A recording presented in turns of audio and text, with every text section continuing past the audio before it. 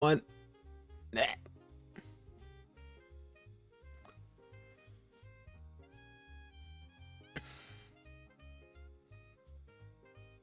But yes, let's see. Daring feats in action combat. This works relatively well. That does remind me, I need to go back up to the styles. And Gunslinger, Internal, Heavy. I didn't really fix any of this. Like, I was just behind on everything. But yeah, we can probably do style method, style type. And then we do the moves. Offensive move application does. You know what we can do, actually? We can just make them a keyword. And if we make them a keyword, we should be able to... So this would be... Technically, it would be ammunition points. So technically, we can add it as the first thing, which is going to be ammunition. Actually, no. Nah, that's not a good way of wording it. That's not a good way of wording it at all. Eh. Eh. Add in progress. Wait, it's a minute ad? That's horseshit. Horseshit. Shouldn't be a minute ad. I selected it to be 30 fucking seconds. God damn it, Twitch. Let's see. Defensive mood. Live see another day. Application dice. Bai Zheng Iron Fist Defense. Where do we put it? I wonder if we put it... Then we could do the application die. And then we put damage severity. And then we do...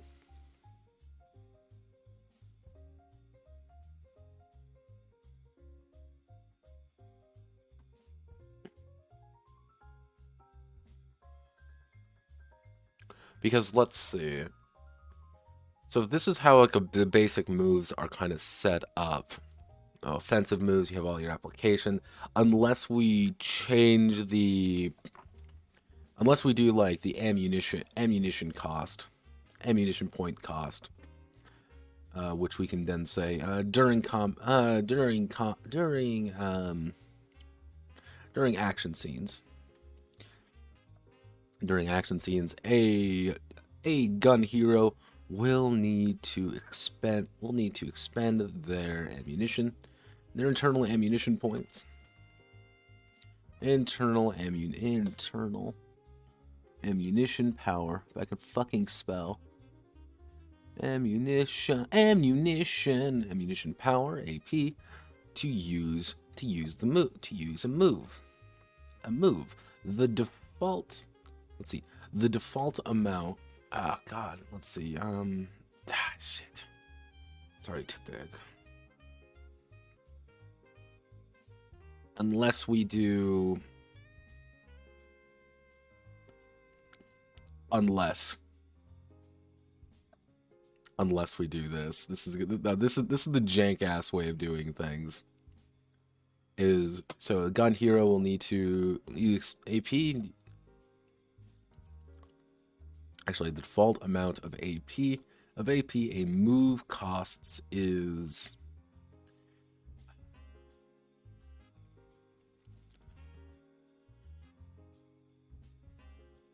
number of dice rolled.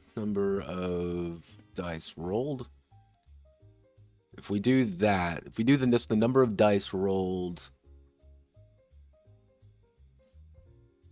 unless we just assign all moves the same.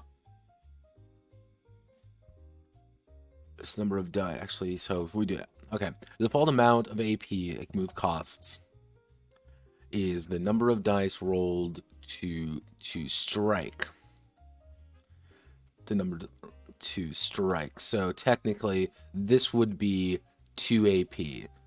So this move, okay, we can't really do that. So this would be 2 AP, but then this would be 0 AP. Fuck. That's not gonna work.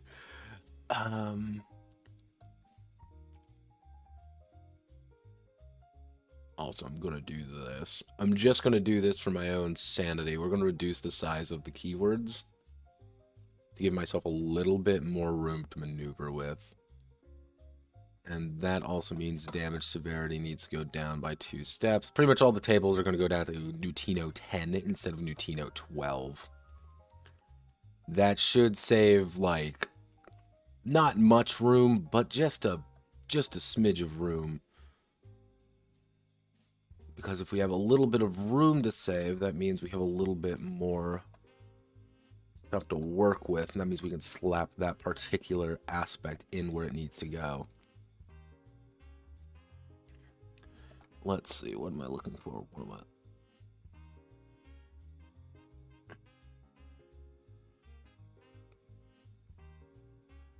I saw the unfortunate reality of advanced lovers and lesbians in my server. I never want to see this. Why every single time it pops up, my day gets infinitely worse. So let's see. During the action scene, the Gunhero will need to expend eternal ammunition AP to use the move. I should say. To use the move. Add describe. Actually, we'll do as described deeper in the action scene section. An action scene section. Action scene, actually in the action scene chapter. Action scene chapter. The default amount of AP a move costs. A move costs is 3. Actually, and we should do inoffensive. Move costs is 2. Actually, is 1. Yeah, we'll just do 1. It just costs 1 because it's your power. It's your ability to do cool things. So these are just infinitely more useful. And because it's infinitely more useful, they're just valuable because you're spending style points on it. You're spending options in exchange for this, and that means we can then tie it into that. But then we can add in, we'll call it the internal ammunition. Actually, we'll call it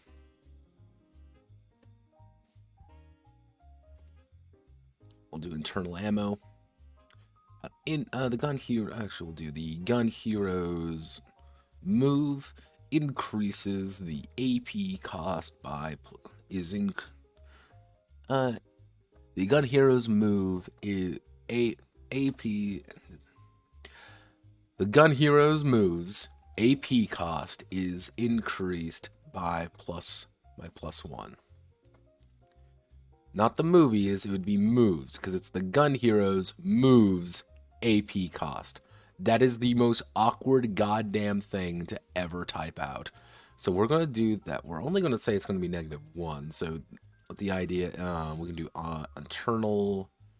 That doesn't seem right. That doesn't seem right at all. Unless we bump it up by like. Actually, default for offensive move for. Let's see. The default amount AP. What the fuck am I typing? Notepad, please get your shit together. So, the default amount of AP in offensive move costs is 2. Actually, unless we do.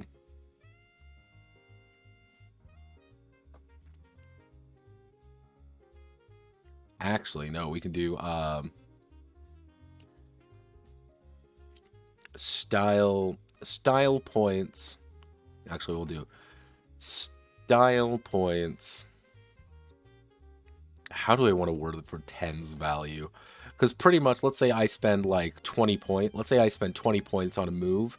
It's going to cost me 3 AP to use because it's that. But if I have like 22, it's still going to cost me 3 AP.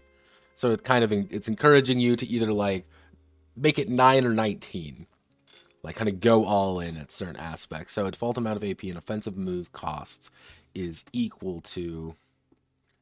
How's this one going? Like, here's the thing. All the basic ideas behind it are going well.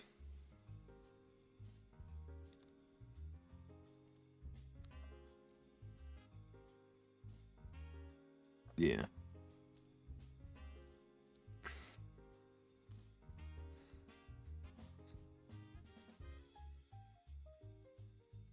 Like, it's going well. It's just all these little bits and pieces all throughout it are making my head explode. Because it's always just these little itsy bitsy parts that's like, God, why won't you work properly?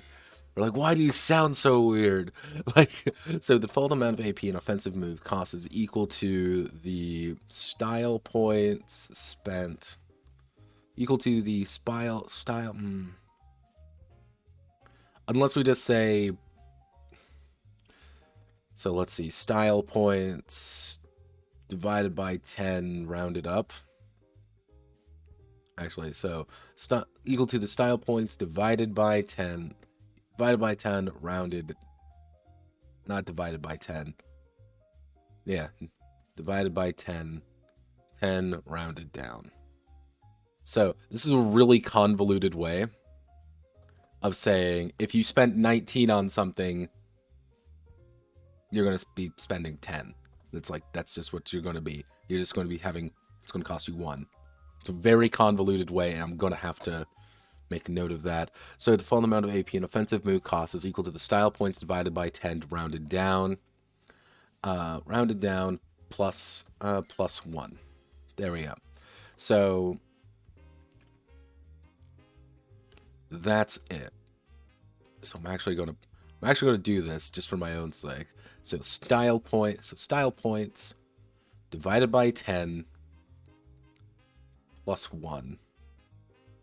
So this would be the correct. There we go. That would technically be the correct way of writing it, actually. So this seems like a really complicated way of wording something. But if you don't put this in, I'm going to be losing my goddamn mind. So close the gun, deliver a 1-2 punch. So we have to do, and we're going to put a dash. Actually, no, we're going to dash. And it's going to be 2 AP.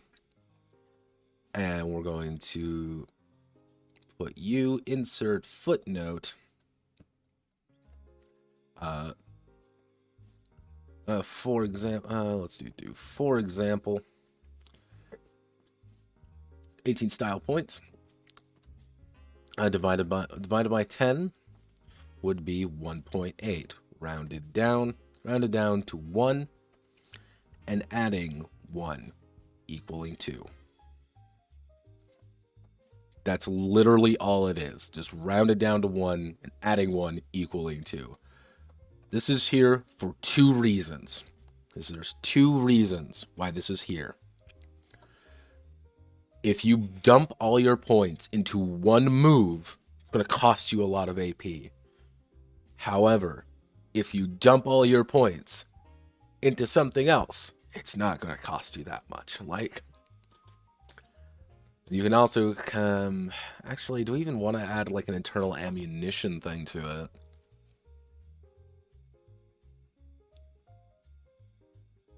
Yeah, no, actually, we'll do internal ammo, and then for a style point, it's going to cost you -1 style point, in effect to give you, and to increase the AP cost. This would probably be most useful if you're in kind of like in the weird middle place.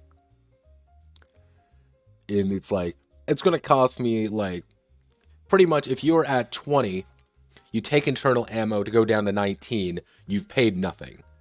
You've just gained 1 style point that you can kind of put somewhere else, or you can afford something else.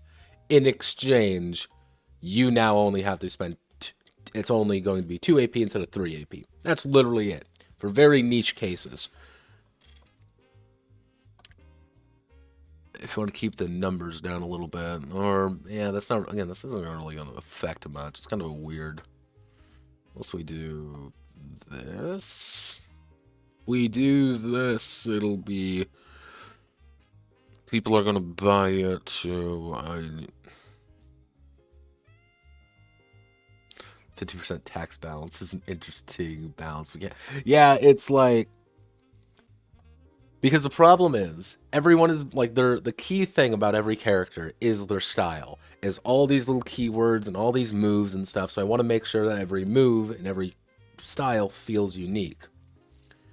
However, you still need to balance it for the combat system, which is an AP-based combat system based off your health.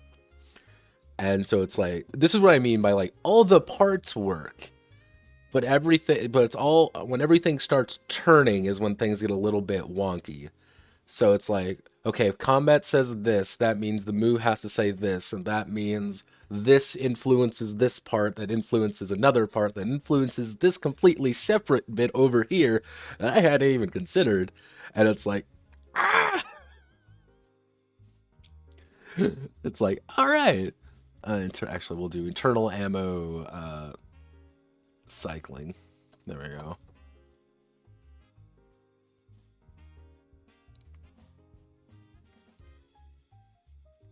There we go. So then we do ammunition point cost. So we know it's going to cost 2 AP for the double barrel punch. And then we have to go all the way down here to right here. We put that here. But that reminds me, I need to fix up all the defensive keywords to make you 10. Because we have to worry about defensive keywords now, mind you. So 10. 10. 10. Why are you not saying you're Nutino? You are Nutino.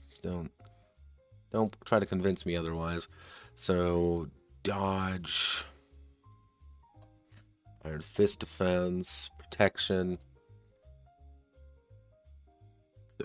So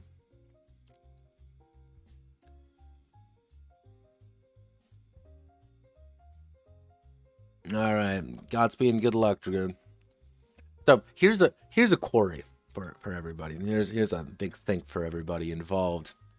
Do you make defense cheaper than an offense? Or do you make it more expensive? So because technically what you can do, what I'm thinking about doing is doing just like +2 here. So for example, 18 style points divided by 10 would be 1.8, rounded down, adding 2 would be 3. And at most you're going to have about 6 AP.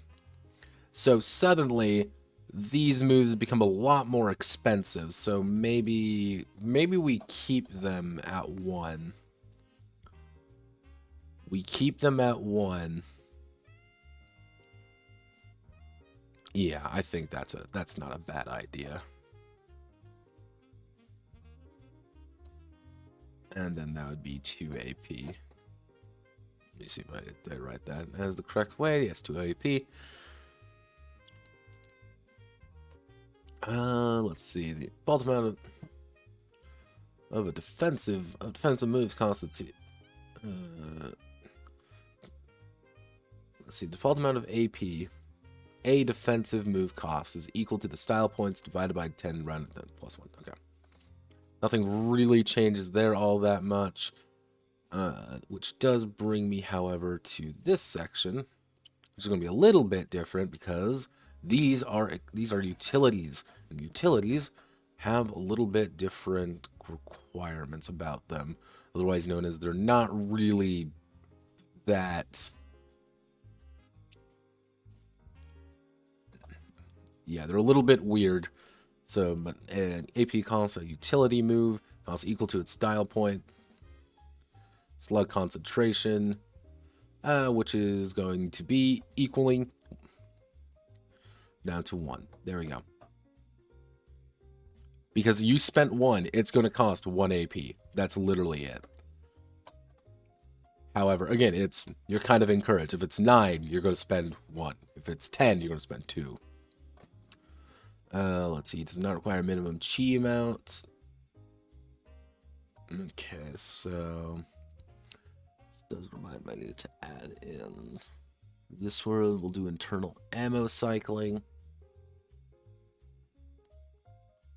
which will do internal ammo cycling, and you need to be pinned. You need to sort ascending.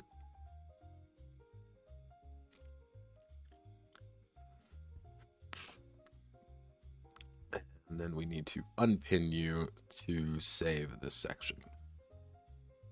Poggers in the chat, everybody. And then we need to do internal ammo cycling up here. Do there. Internal, wait a goddamn second. Wait a god damn it. Okay, give me 1 second. We have to do that.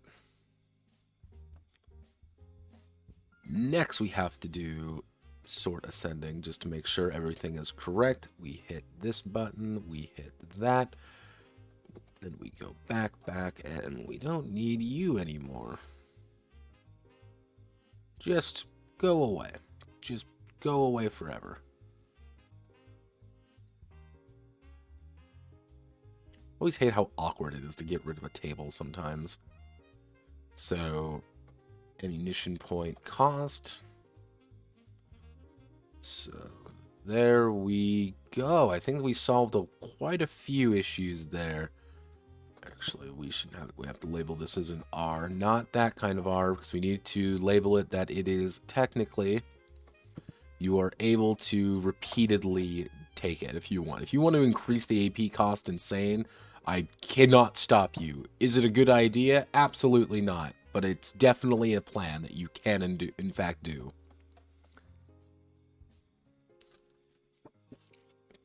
How durable are people and how durable are enemies? Most enemies have a wholeness of, like, I would say most standard human beings are going to have a wholeness of D10, which means they're going to have 5 AP. With a D10 wholeness, you roughly have about 6 health. Gunheroes have a D12 instead of their wholeness, so they have 6 actions and 7 health, effectively. Anytime you take damage, you reduce the die value by 1, in turn reducing your number of actions. Going into this, one of the key things I wanted to do is that every single thing is going to be dice-based. And that's its own kind of disaster area currently. Oh wait, I forgot about grabs. Let's do martial arts, and we want to do grab. We want to do a... Actually, we'll want to do a grapple. And that's going to be... We're going to make that 3. So, use the Gunhero. Gunhero grabs the target.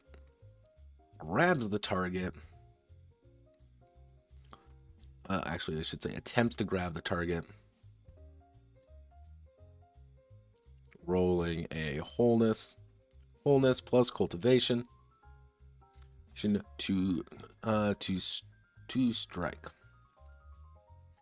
If successful, they may do the following. Actually, we'll do grapple 1. They may do the follow. If successful, they may do the following, which is going to be a throw. It's going to be throw plus 1. Move an enemy. Move the grapple target. Target 1. Move the target grapple target 1 space. So that's literally you just tossing them aside. Actually, we'll do takedown.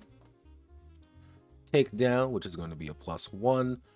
And that's going to be make a injure check. Make an injure check with wholeness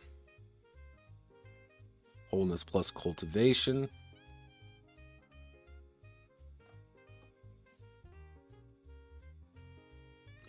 Actually, so or injured or move injure.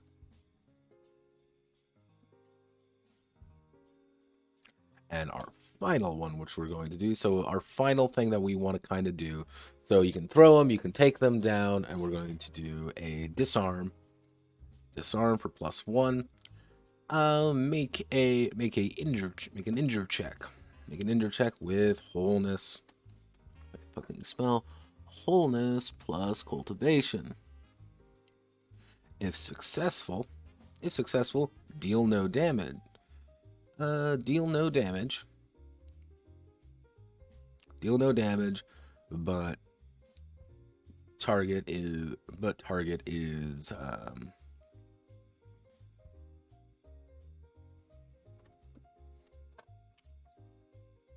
actually no, we'll do that. We'll do stun, make an injure check. Actually no, target isn't. We'll just do target. Target is inflicted with stun, and we'll make stun the silly one that does the silly thing I want to do. Martial art. I hate Google lists sometimes, because sometimes they break and I feel silly. Inflicted with stun. Technically, I should put hold, which is going to be 0. Grappled. Grapple target cannot move. Cannot move, but may spend 2 AP to break the hold.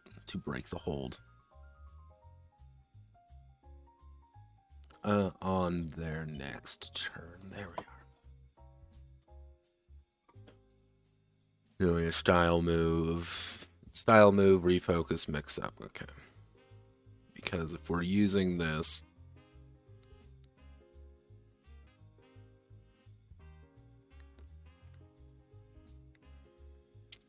yeah, I'm usually in that boat as well when it comes to things like offense and defense, because of a very ancient proverb of make attacking more interesting than defending.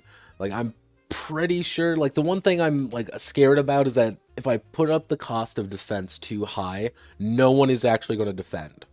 No one will ever invest in any defensive moves unless it's like a 9 cost protect 3. Like, that's the one thing I'm worried about, is that like there's going to hit a point where it's just completely, I can't use my cool martial arts anymore because I just don't care about it. That's what, so it's like, it's a balancing act right now. So it's like, what's the best way of doing this? And the answer is there is no good way.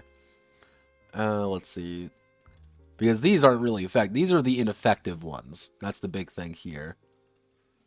Like, these are the ones that don't allow you to really do anything. These are the boring ones. That's why, like, endure is kind of bad. Move 1 or add +1 momentum. I'll probably have to fix up the initiative actions, or I'll slap a big image right here. Like, grappling. Grappling should work the way I want it to. Melee attack is with a melee weapon, alright. It's not perfect, but it'll work. So, hit by attack, they will resolve some of its effects.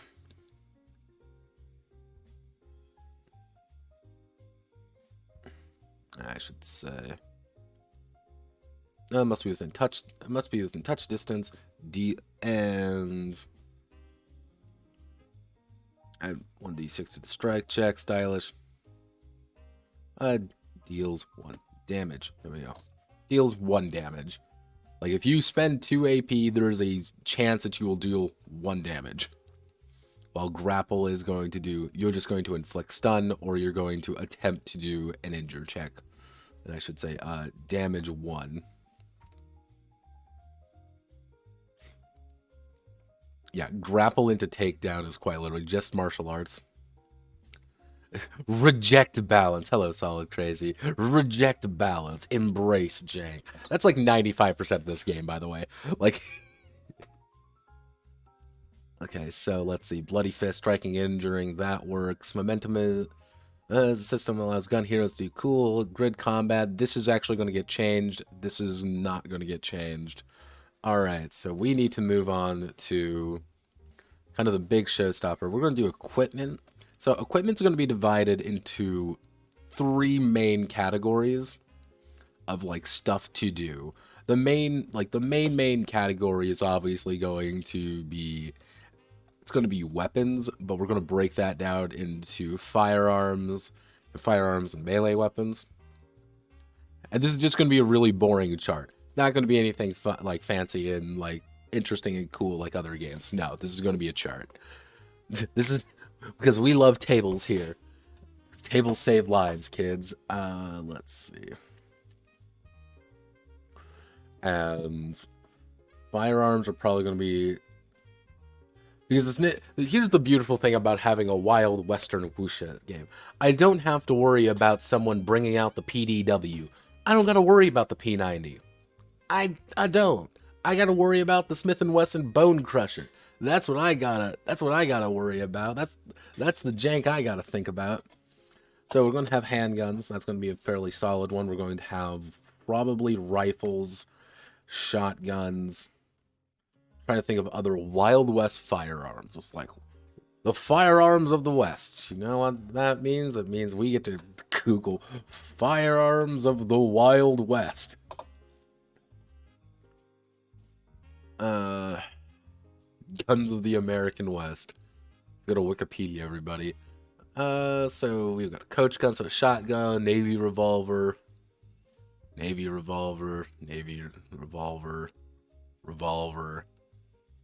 rifle, okay, single shot pistols, revolver, a rifle, all right, the Joslin rifle, the Hawken rifle, Frontier Bulldog,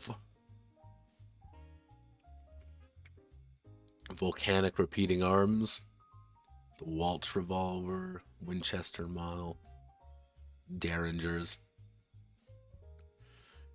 Buffalo, right? I guess we can actually have, so we can have, well, like, yeah, it'll be, actually, no, we'll do long rifles, and then we will do, actually, what we can do is we can call them short rifles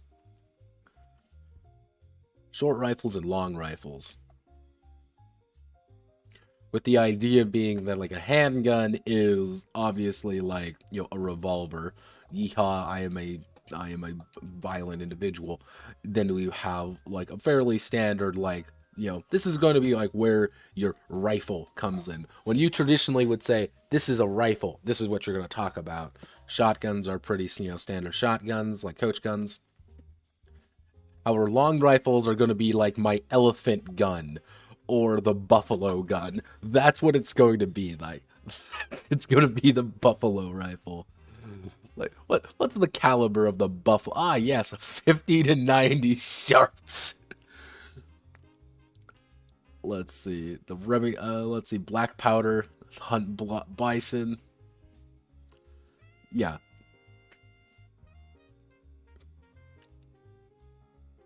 Yeah, long rifle, you know, hunting and warfare, unusually long barrels. Okay.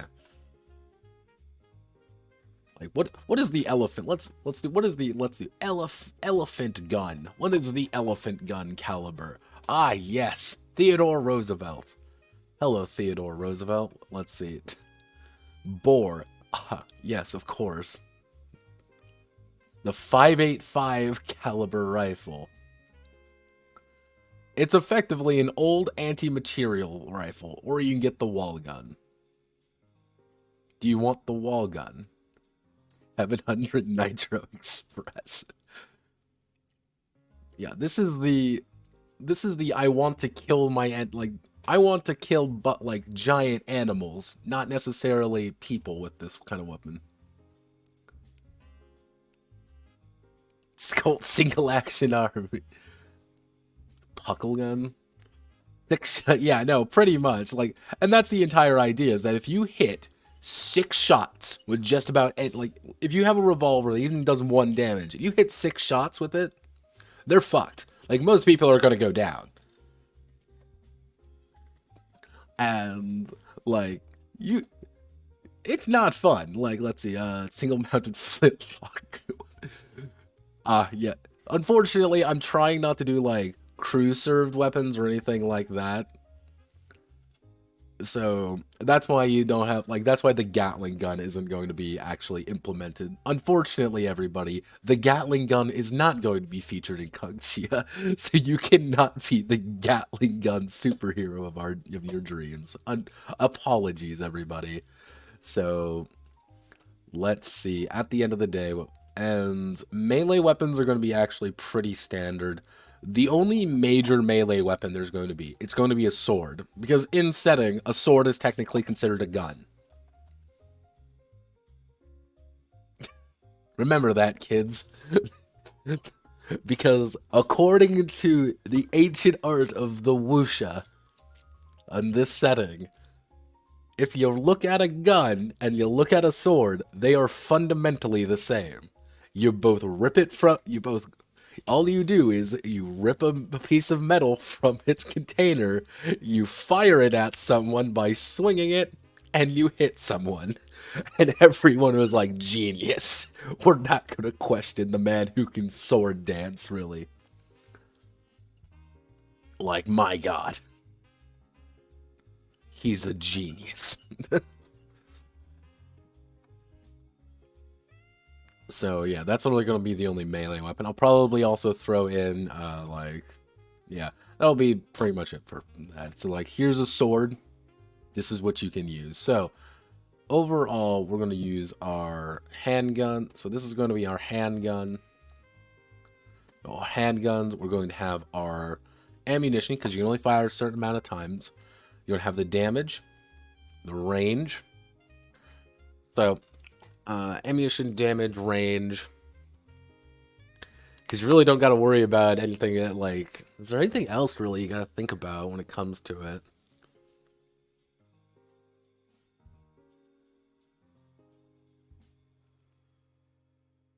I guess, like... I guess I can put tags on there as well, and just put some standard tags. That wouldn't be too remiss. So... Obviously, we need to give every single one of these guns something collectively somewhat silly. So our standard Colt revolver, it can't be called a Colt revolver. So let's see. What at the end of the day, what's a Colt? You know, a Colt horse. I believe, if I remember correctly, is a young male horse. So let's do Chinese for horse. A ma. So can we do like a young horse? Actually, let's do, what is a colt? There's a colt, Zhao Ma. Okay, so let's do maybe like a, what is a Zhao? So I just want to, if I just type in Zhao, small. So if we do, not Uzbek, so we want to do small horse. There we go. We want to give these things suitably ridiculous names. So our standard handgun effect. No, it is the Zhao Ma. Let's see, what's the official year according to lore? Because obviously we need to give it a silly. Yes, the background information. Where are you? Where the sun meets the horizon.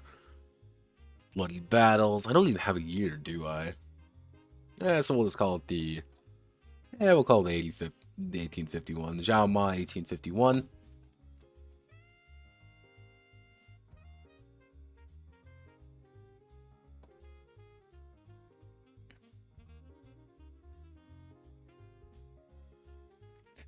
Which is get on a horse or start a project. Yeah, we can do Shang. Yeah, we'll do the Shang Ma 1851. Ammunition there. It's only going to do 1 damage. And it's going to have a range of, since we're going to be changing, it's going to have a range of 1, 2, because, let's see, ranges are going to be divvied up between the near horizon. The near horizon is going to be morning, high noon, evening, the far horizon. So it's going to have a range of, let's say, like 1, 2, 3. Yeah, we can do, it's going to have a range of 3. And tags, it's going to be concealable.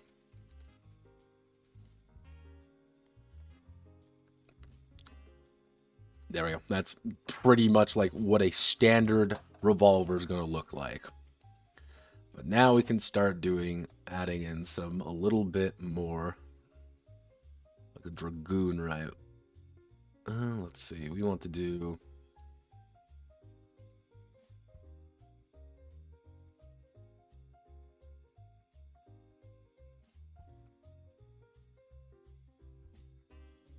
Let's do a Dragoon 12, ammunition 6.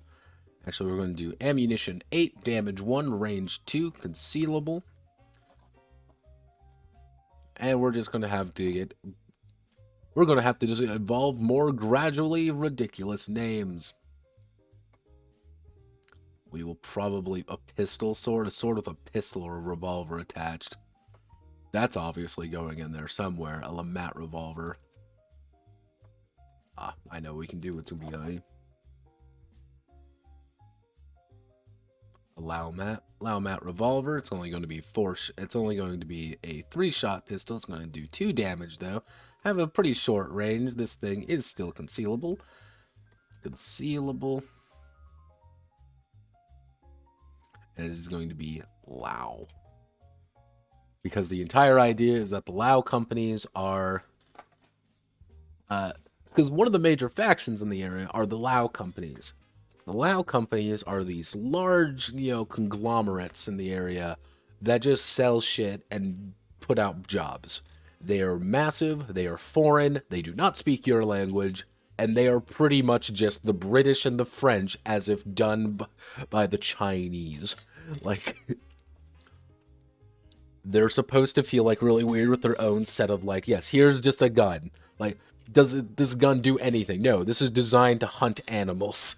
We kill beavers with this thing, so we can hunt the beavers, or we use it to tame the giant lizards we ride around. Why do you have giant lizards? Because we can. Lao, why? Let's see, so this is going to be...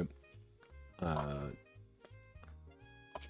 actually going to put this into, like, where they primarily are.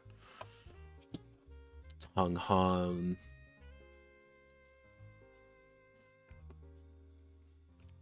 Because that's the not empire, it's the Tang Han. Because it's the Han Chinese, but not. Hence why there's called the Hong Yu.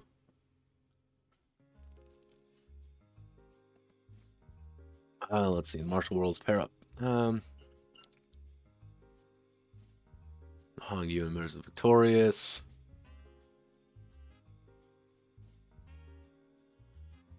Where did I put that?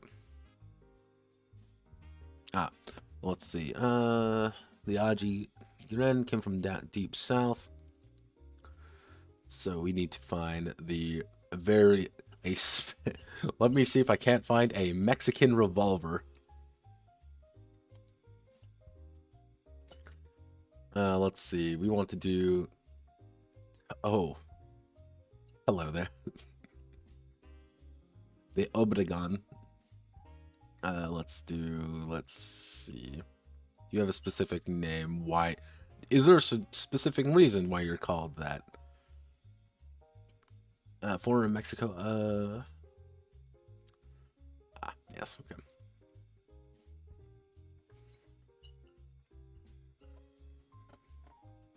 An Obredao. Obredao, which is going to be a 6-shot revolver. It's only going to do 1 damage, but the thing is going to have a stupid range. However, it's going to be it is not very concealable. This thing is a big ass fucking gun, and it's for intimidation purposes. And it's used almost entirely by the native population, well, the somewhat native population of the Hanji which I believe, if I did my bullshit translation correctly, it literally means the southern people. Because I am very unique. Let's see, is there any other slow-com revolver? Is there any other weird, like, handgun that I can do? I guess a Volcanic.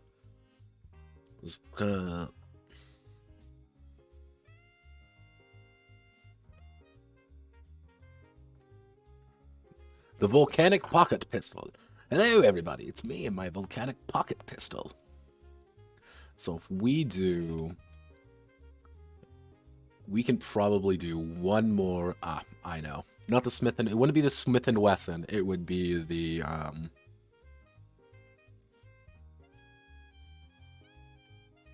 Han and Tao... Bone on a Hanentao Bone Reaper, it's only going to have a grand total of 2 shots. It is going to do 4 damage. It is going to do 3 damage, however, with a range of 3. This thing is very scary and very, very large. It is a big fucking gun. And if you miss your first shot, you're not going to get a second shot. Actually, you can probably even make it 1. Like, this is a massive goddamn... This is your big iron. You shoot your big iron and things die. Like... Again, give you the idea, if you have a D10 health, you would go to D8, D6, D4. You would go from 5 actions to 2 actions. If you get hit by this thing once. So, those are what we can probably do for the handguns. Again, like, it's hard to bring out, like here's 1,000 different kinds of weapons, because, fun fact, revolvers are very fascinating during this era. However, they are not that fascinating. There's only so many ways to make a goddamn revolver. What about the 7-shooter? Oh, Jesus. Is that is there a 7... Let's see. Is there a 7-shooter out there? 7-shooter revolver. Let's actually... I gotta remember my... Let's remember our Chinese numerology, everybody, because we obviously always need to keep track on that. What's 7? Is 7 a good number? Ah, yes, I know what we can call this. Haha. We'll do a magistrate 1822 at 7 ammunition. It's going to do 1 damage. It's going to have a range of 4. Actually, no, it's going to have a range of 2. It is going to be a concealable weapon by the Tang Han. However, it's also going to be able to... Actually, no. How do I want to do this? What do I want to give this thing? Because I want the idea of, like, this is a... If you roll up with a Magistrate 1822, this is a scary fucking gun in its own right. Actually, unless I give it... If I do this, bring down the Dragoon to range 1. So the Dragoon's entire idea is that you are very close and you just start fucking fanning the hammer. You just pop them real fast. You have a shit ton of ammo for dealing with people very close. You have a little bit less ammo to deal with that. So maybe... Oh, wait, that's what I forgot to do. I forgot to add it in the fucking AP value. So, AP. So, you're going to cost 2, obviously, because you, like, this is kind of the baseline default right up here. So, the Dragoon's only going to cost 1. Like, this is a shitty little gun designed to fucking kill things. So, 2 is pretty solid there. The Obradao... 6 ammo, range 4. You can probably make you 2. The Hanentao Bone Collector, making you 3 would be pretty good. And then we can make you 2. Alright. So you have your niche. Actually, we can probably reduce you down to... We'll reduce you down to 4. Like... The thing isn't very concealable. This is very much for home defense. The Oberdao is a home defense weapon designed by these guys. Because if we do that, the Han's a big goddamn gun that's gonna blow someone's head open. But I know what we can do. We can add the gory tag to the Han, and if we add the gory tag, what we can do effectively is that if you get shot by the thing, you're just gonna lose all your fucking AP. Even if you manage to endure it and not take any damage, if you get hit by it, you're bleeding. There's blood now. Or actually, no, you can't endure it. That's what we'll do. You can't endure a Han and bow. So we have the idea of you can dodge, like you can dodge it, but you can't really endure it. If you get hit by the thing, There's no, like, mitigating the damage. You've been hit by a giant goddamn gun. Like, your ass is on the ground, or you are not having a good time. You are not having fun currently. You are in pain. But we can do... I guess we can actually do, like, let me some other good one.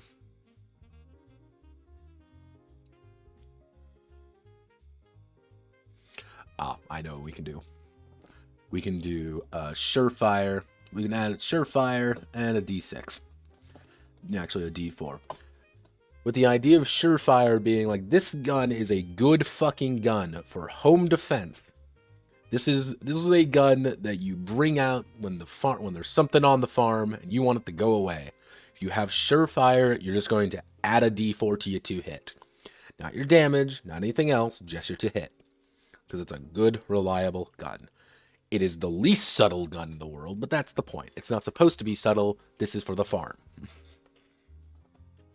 But all of these are concealable, or they kind of do their own thing. Okay. Which brings me to short rifles. Short rifles. Now, this is where things are going to get a little bit more complicated. Where here's going to be our basic rifle. Our standard rifle.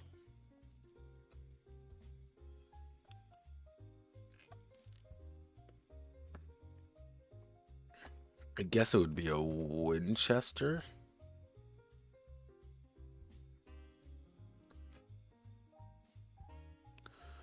Actually, the Winchester, yeah, this would be the Winchester.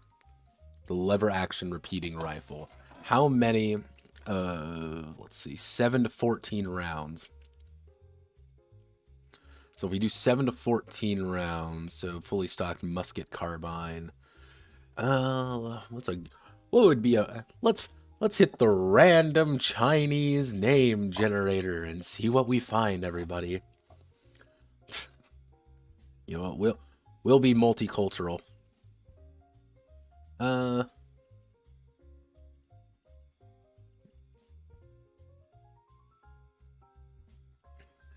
we go.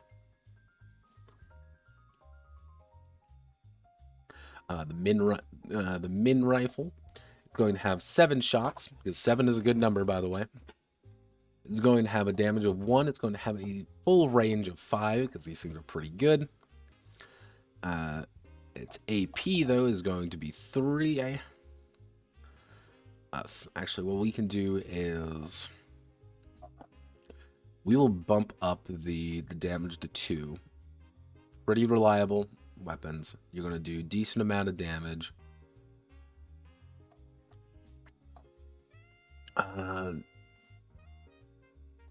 No, we don't need to worry about that. So yeah, this thing isn't even going to have any tags. I'm going to put down that it's Tang Han, however. Like, this is the standard rifle, so next we have to design every other rifle around this idea. Because there's a lot of Winchester rifles. We will do...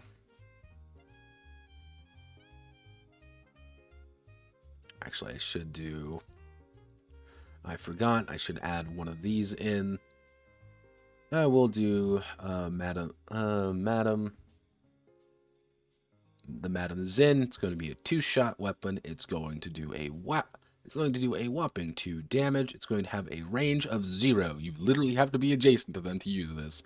Going to use 2, and it is concealable, and a Tang Han weapon. And so we want to do, what would be allow? It would be the,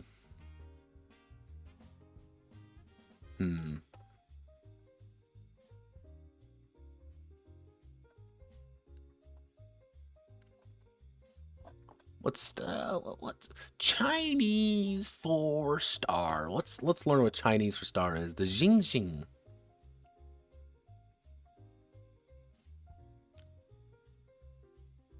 Okay, I guess it's a Xingxing. Xingxing. a Qiangxia rifle. Qiangxia, actually, I should say, cavalry. A Qiangxia cavalry. It's going to have a single shot. It's going to do pretty good damage. Not have very good range, though. Range is kind of garbage. AP2, though, and it is going to be a Qiāngxiá. It's going to be, I should add in a Surefire D4 as a Qiāngxiá rifle. It's for mounted combat, actually. I should do...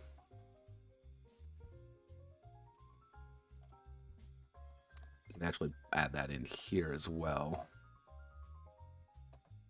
The fact that it's made for mounted combat, so you're not going to take a penalty to it. Okay.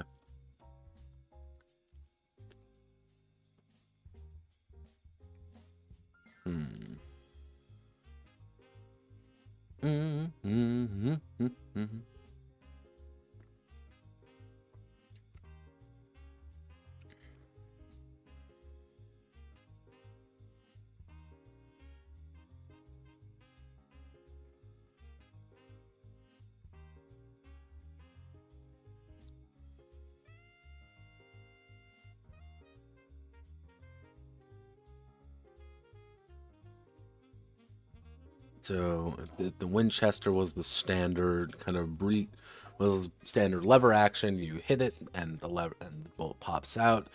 Breech loader. Because we want about 1866. So actually, we want to do 18. Well, we'll do 1870s British rifle. Should be the Martini Henry. Okay, so this would be a Thai drink. Let's see.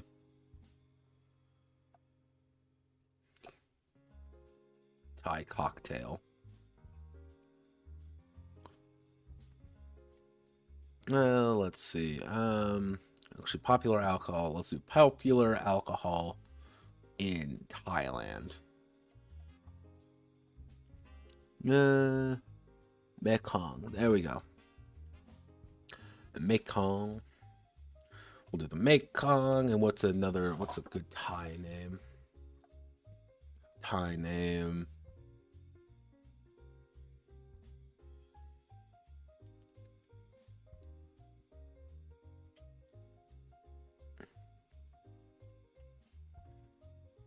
There we go.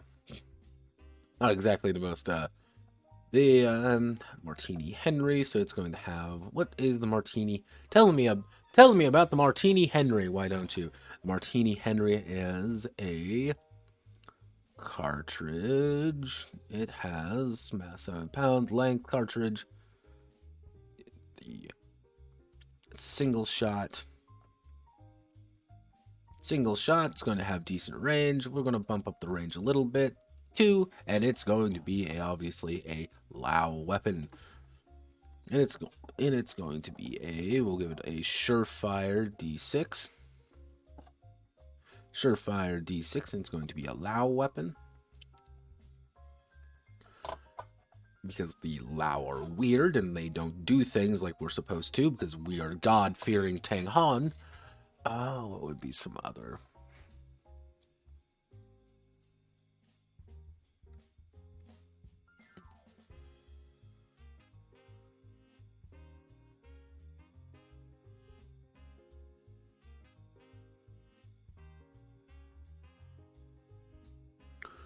Lightning carbine. I guess we could put a carbine in. Let's see. 22 carbines. Colt Berg-S rifle. Tell me more about the Berg rifle. So, okay. So we have we will put in it's going to be a Qiāngxiá. A Qiāngxiá carbine, which is going to have an ammunition of 12. It's going to do a damage of 2. It's going to have a range of only 3. It's not the most efficient weapon in the world, but it's going to have a 2 AP, and it's going to be a Qiāngxiā weapon. And we need now probably a big single shot nightmare, not monster. And so we want to do a Mexican rifles 1800s. What rifles were used in the Mexican Revolution? So Winchester rifles, Carbina, Cuero.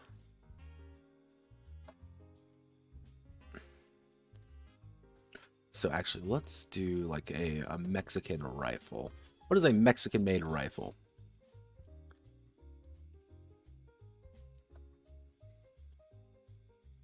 So fire serpent. So we need to do Chinese, Chinese to English. We need to call it the fire. We'll do it the fire. Do the fire spit. Hutu, Hoto, Hoto. We'll do the Hoto rifle. Hoto rifle. It's going to have 1 ammunition. It's going to do an astounding 5 fucking damage. It's going to have a stupidly high range, but it's going to cost 4 AP to even use the damn thing, and it's literally an intimidation weapon like most of the other engines.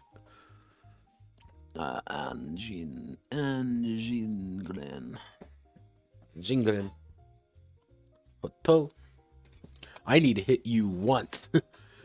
Good range, very expensive to actually use, so people using it are usually going to be a little bit more conservative about using it. So we have Madame Zen. We probably want to bring in a...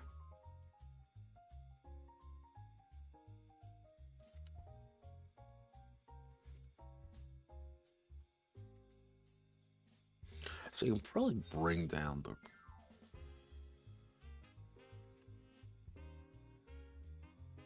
No, I don't need to bring down the damage because you're going to have the endure check. If you have the endure check, you can just endure most of it.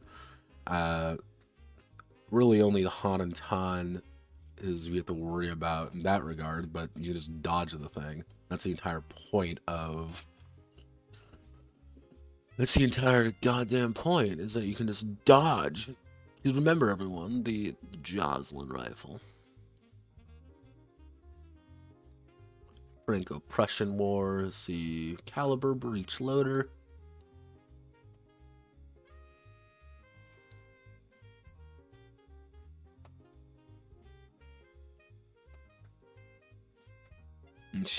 Converted the shotguns and shipped to Africa. Rifles in the American Civil War. Actually, weapons of the American Civil War. And then we have a lot of... Actually, what we can do... Here's going to be the cursed the cursed thing is, what would you call... let's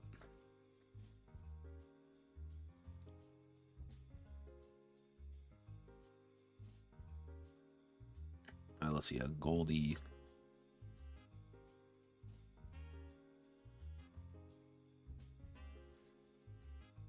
I guess it, yeah, so it'd be Jinze. There we go. That's what we'll call it. We'll do a Jinze. Jinze. So if we do...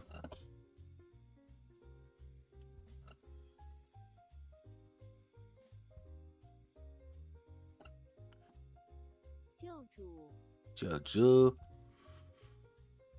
So we call it the Jinze Jeju. Which this thing is going to be a 2-shot rifle. It is going to do 2 damage. It is going to do 2 damage. It is going to have a range of 3. It is going to be 2 AP.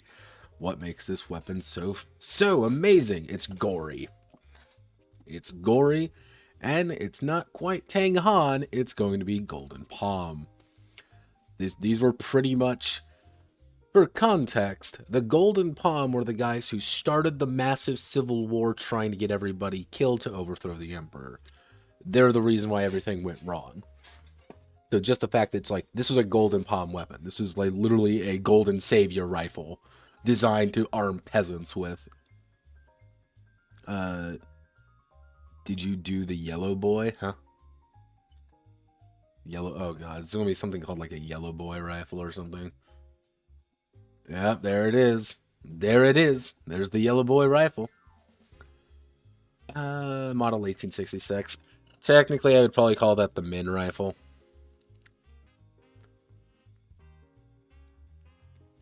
Yeah, technically, I'd probably bring that under the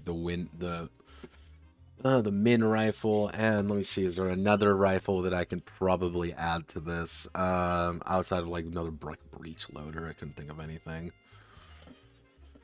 Okay, so this brings me to shotguns. Luckily, there's not going to be that many shotguns. We are going to have a standard Pelican gun. It's going to have 1 ammo. It's going to do 5 damage. It's going to have a range of 1. AP 4. And it's going to be a shotgun and Tang Han weapon. Actually, it's going to have a range of 4. It's going to have a damage of 4. So it's going to have we'll say it's going to have a damage of 3. Range, and we'll do 2. Shotgun, pretty much the further you are away, the less damage it's going to do. So technically, this is going to do 1 damage at range 2. AP, so like Pelican guns aren't really, actually we would drop it up to 2. Pelican guns aren't supposed to be like the best, but what we can do is we can convert to Wild West. Let's do Wild West shotgun. Coach gun.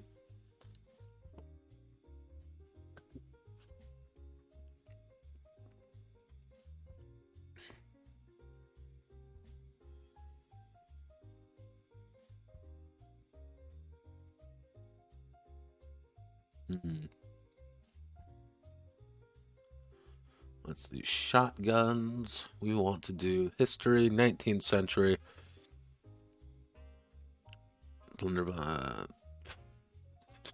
Brown Bess musket.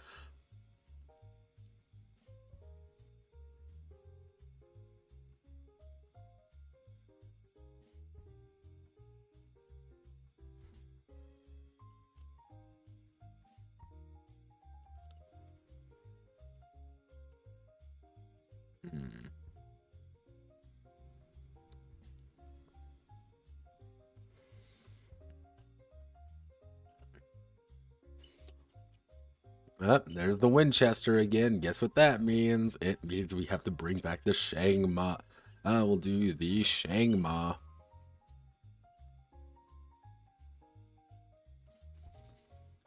Qiāngxiá repeating shotgun. It is going to have a grand total of 4 shots. It's going to do damage 3, range 3, AP 3. It's going to be 3 across the board. It's going to be a shotgun and Tang Han.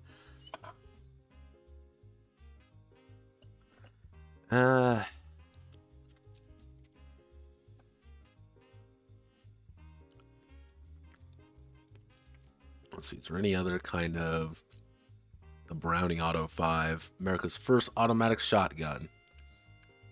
Nope. Break open, fresh cartridge. What am I thinking of? What am I thinking of? Actually, what we can do is we need to give the Aji Gren a little bit something. We're going to call it. Give me 1 second. We're going to call it like let's do a Mexican shotgun.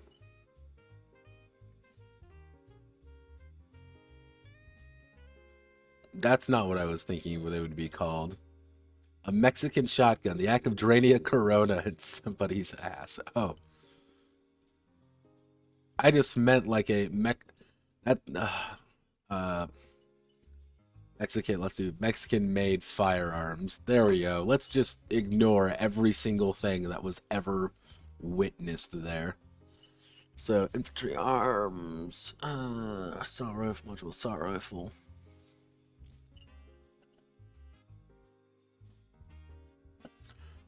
Pump action shotgun. A Remington model 1100. Yeah, not exactly the most,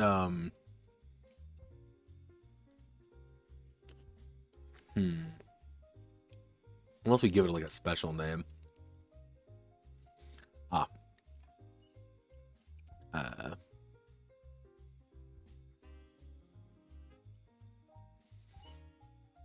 actually we'll call it the, Yakalo rifle. It's going to have 1 shot. Damage is going to be 5. It's going to have a range of 3. Actually, it's going to have a range of 2. It's going to be a 4 AP thing. It is going to be a shotgun of the Ajingren.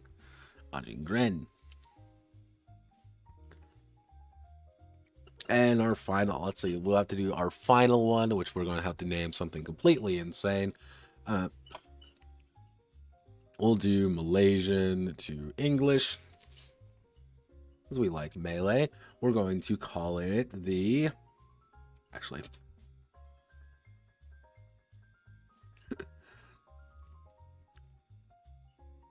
the Kaladin. We're going to call it the Kaladin. It's going to have 2 shots. It's going to do 4 damage. It's going to have a range of 2. Actually, it's going to have a range of 1. It's going to cost 3 AP to use. It's going to be a shotgun. It is going to be a Lao gun. This thing is literally a breech rifle where you pop it open, you load 2 massive shells in there, and you pop it and you shoot your enemy because they are going to hurt us. Alright, so that's pretty much the extent of shotguns, because again, this is not really an era for those. Which now we're going to do long rifles, which we are going to do a Yakalo. Oh, we're going to do a Yakalo hunting rifle. Ammunition 1, damage 5, range 4, range 3, AP 4, and it is going to be a Tang Han. It's going to be gory and Tang Han. Actually, we'll do gory Tang Han, but it's going to be we're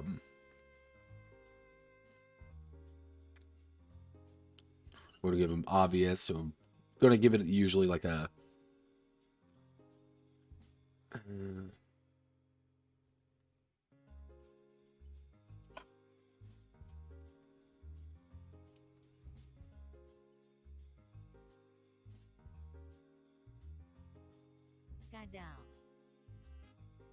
there we go. We'll give them a Kadal rifle.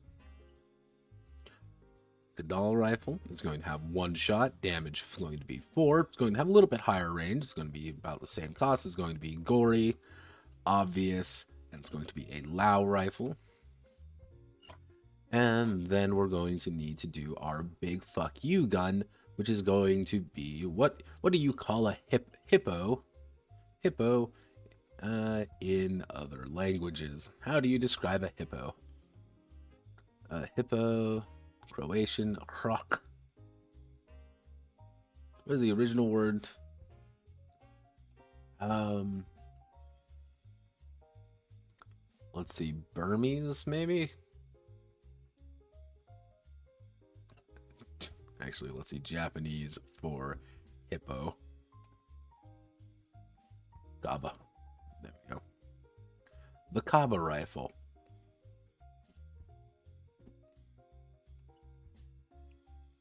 We'll do the Kaba single shot. 1 damage, 7 damage. Range is going to be 6. AP is going to be 5. AP is going to be 5. It is going to be gory, obvious, monster hunter, and it is also going to be Lao. There we are. That's going to be our assortment of weapons. Not exactly the most... Hello, Iro. How are you doing? I didn't see you there. Hope you're having a wonderful day.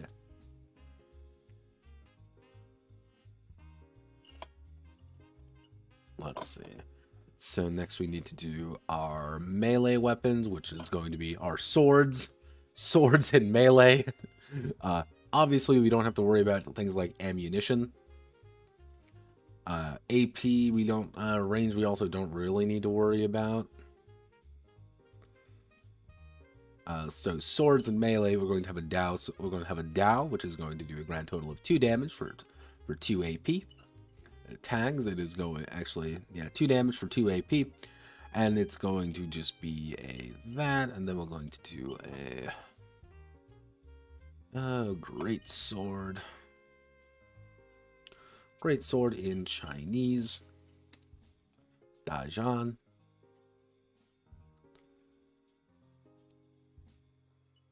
Dajan is going to do 4 damage with 3 AP, but it's going to be two-handed. So, like, if you got one of these things, you're not really using anything else. Actually, I should...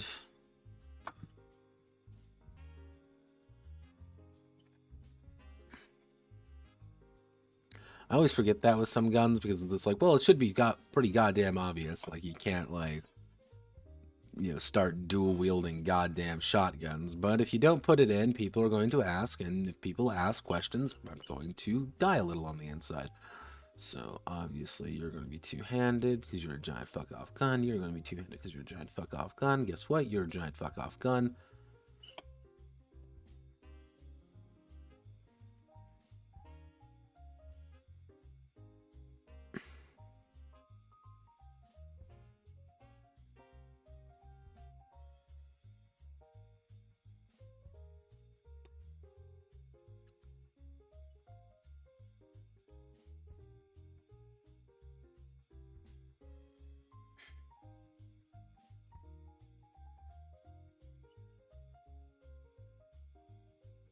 So no, those are handguns, so I don't need to worry about that.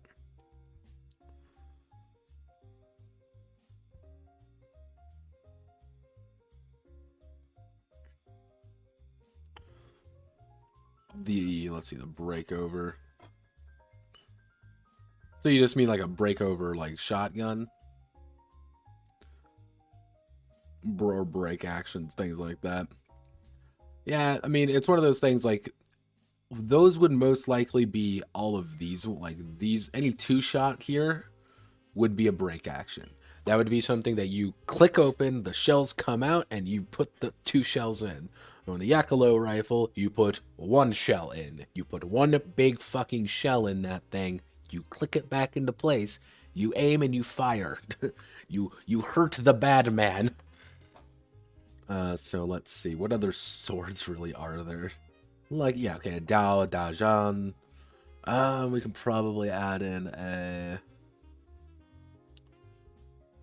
No, those would be the 2 swords. It would be a sword and a great sword. That'd be it. We're also going to have a small... Actually, it's going to be improvised small, which is going to do 1 damage for 2 AP. Improvised medium, 2 damage for 3 AP. And then improvised large, which is going to be 3 for 4.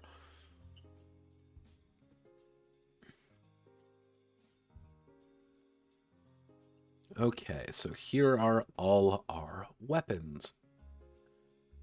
And that reminds me, I never actually wrote in what the equipment section is going to look like. Ha ha ha! So, what we need to do is equipment of the frontier. Equipment of the frontier. No, actually, the Gunheroes are nothing without their gun. A Gunhero's firearm is sacred to them. A part of their soul, and will gradually develop alongside them. These weapons are numerous, and come in many makes. And come in many makes. However, listed below are the most common varieties of... Let's see what the phone says, everybody. Let's check. Hello, Mr. Phone. What do you want to tell me today?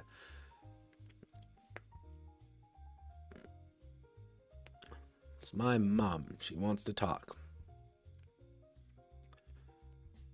Let's see. We also have a visitor from Albany, New York to the website. So, hello there, Albany, New York, man. How do you do?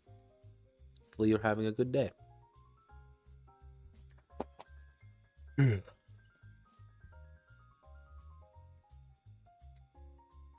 Breakover revolver. Oh, Jesus. That's a cursed existence right there. That is a cursed weapon. Like...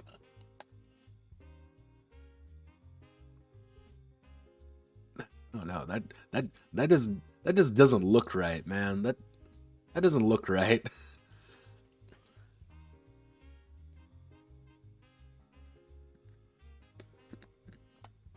Like, something about it. I can't put my finger on, like, what's it not doing for me. I don't know. I'm not even a gun guy. Even I'm like, something is wrong with that. Something is incorrect. So let's see. These weapons are numerous and come in many makes. However, listed below the most common varieties are the most common varieties of firearms on the frontier.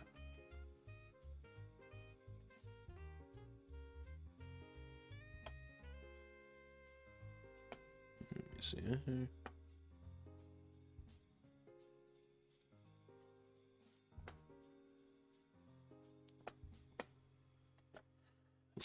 Alright, so let's see. How are listed below the most common varieties of firearms on the frontier? The Gunhero will actually. Well, actually, yeah, the Gunhero will begin with one firearm of their choice.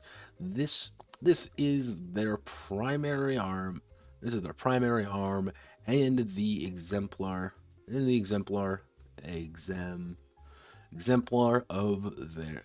their style. Of their style. They may use other firearms,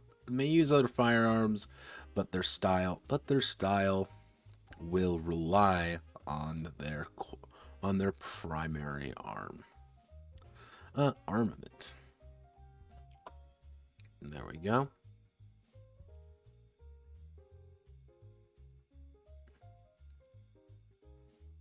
Like, I get that. I can see the fast reloading because you just pop it open, then you put like a speed loader in there or something. But nah.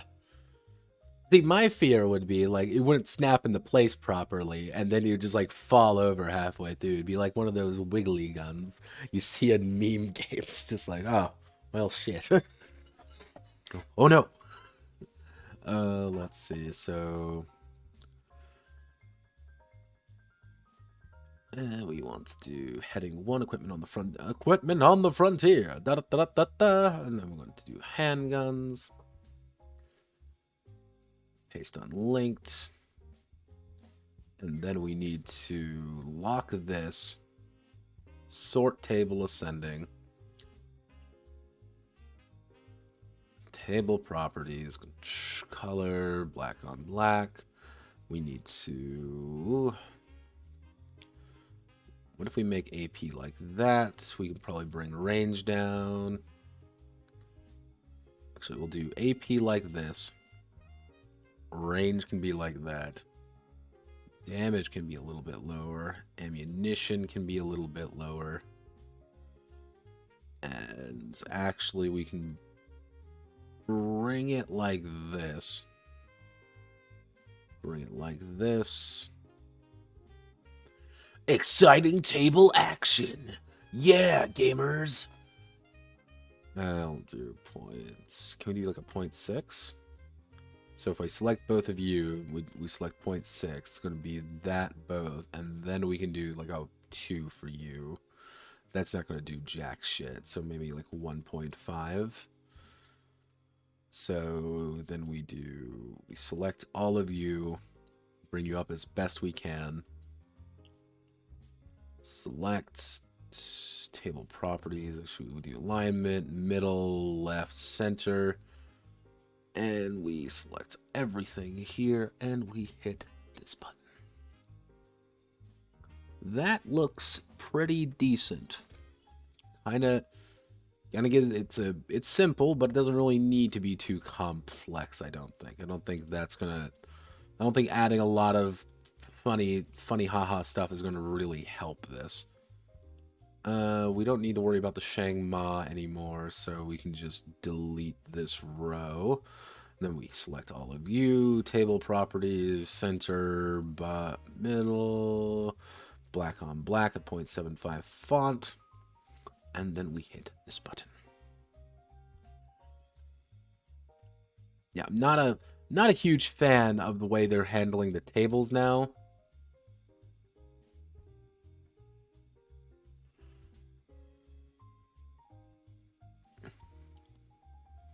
Yeah, I'm not too into the tables, right?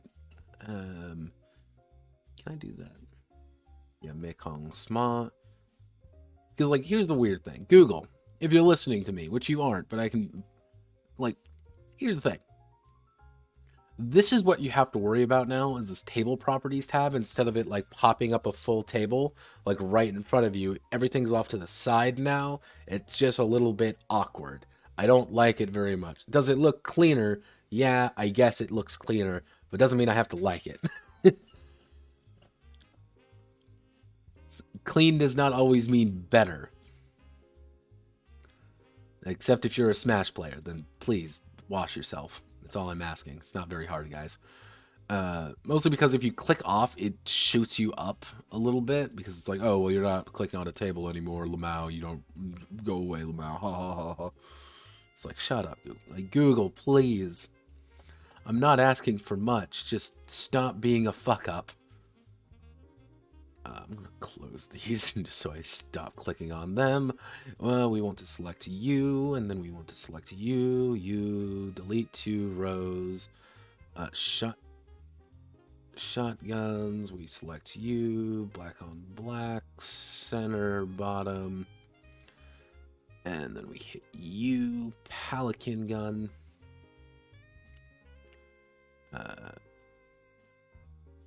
Can you hit this sort ascending? Again, I like the idea that I can sort ascending now. I like this. But then it's like, oh, hey, it like half the time it just doesn't work. It's like, Google, fix it, please. Or give me the option to go back in time to when this wasn't a thing. Let's see, we want to do that, and then we have to delete the rows. We select everything here, black on black, vertical alignment, middle, center alignment there, and then the long rifle is sort of setting. Do you have arrows? Oh God, why did you mention arrows? Let me think. Where do I put these? I guess we can do.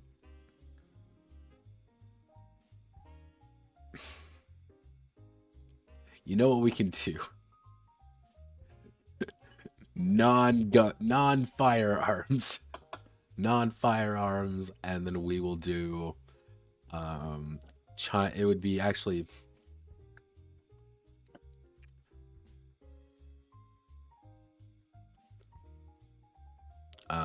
Recurve. What are Mongolian bows called? A composite bow.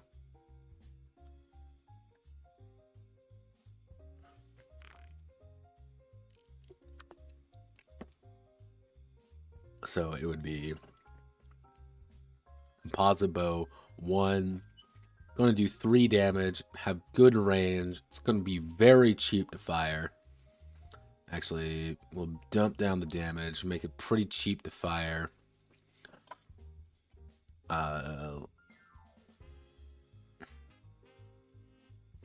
Gory, obvious. It's going to be a Monster Hunter 2-handed, and we're going to... I didn't even give a name to the natives, did I? Chinese... Let's see, Chinese... For Mongolians.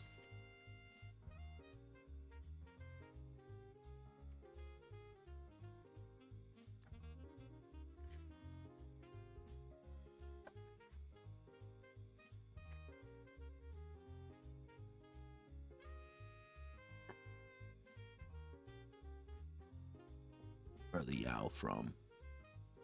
Nope. Tuja.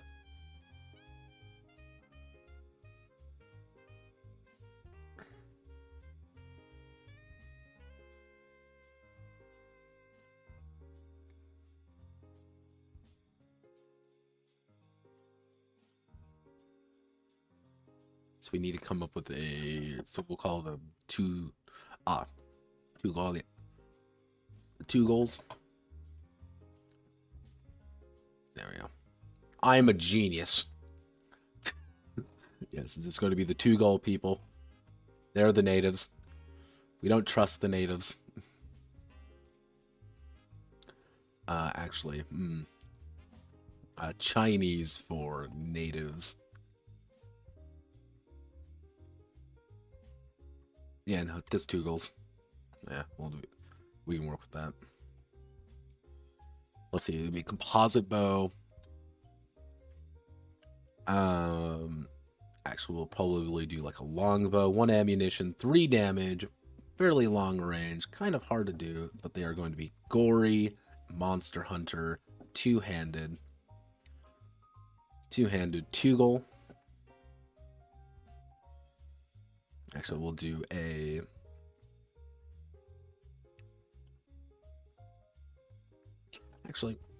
what would be Mongolian?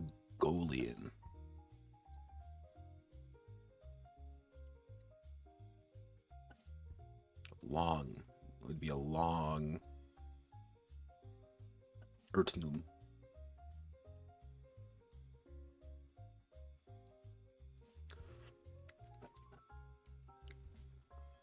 Ertnum. Yeah, these are just big ass bows. And we need to do one final one.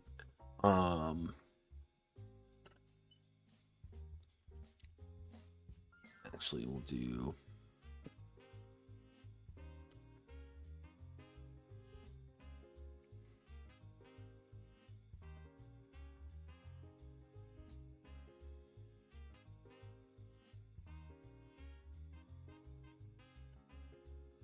so this is literally just long bow and then mounted bow. They're going to be a little bit less damage. Actually, it's going to be pretty average damage. They're going to have less range. They're going to be a little bit, actually, a little bit less, a lot less damage, lower range, cheaper AP. They, however, only have Monster Hunter and mounted and 2 goal. There we go. There's our bows. But remember, actually, I should say is non-firearm. No, so non-firearm. Because remember, you are a gun hero, not a bow hero. That's why we don't like the natives very much, because the natives don't use guns.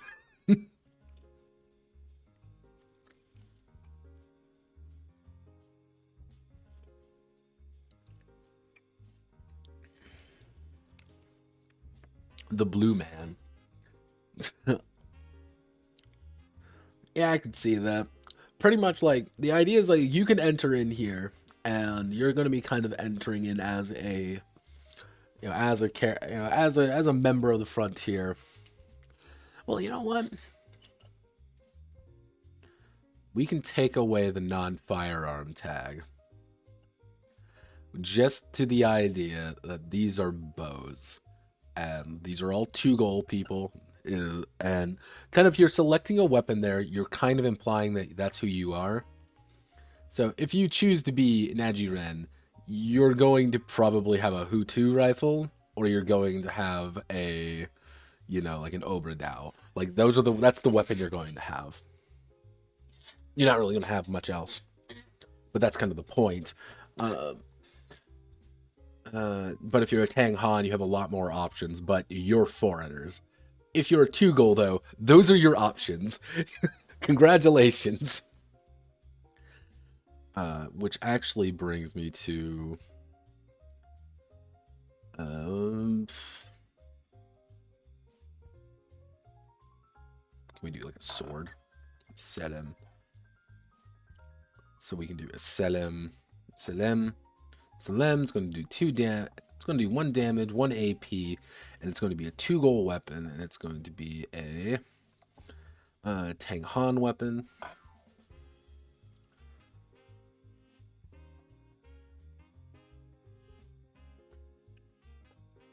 So yeah, technically, if you have a Selim, you can spam that thing as much as you have it. Why? Because it is literally just this short little saber you swing around, as you chop people to bits. And we can probably bring, like, silk. Technically, that would be Sue. Why do you always have to have wood? We're going to make you a big 3 damage weapon. You're going to do, it's going to be 3. It's going to be 2 gold. 2 gold, 2-handed, and actually I should say is, no, it's going to be 2-handed, monster slayer, monster hunter, 2 gold. Just a big ass axe that you use to slash people. You're going to hit somebody with this weapon and they're going to fall over and they are not going to have a good time. Are you going to fit everything? Yeah. I mean, I could always get rid of you.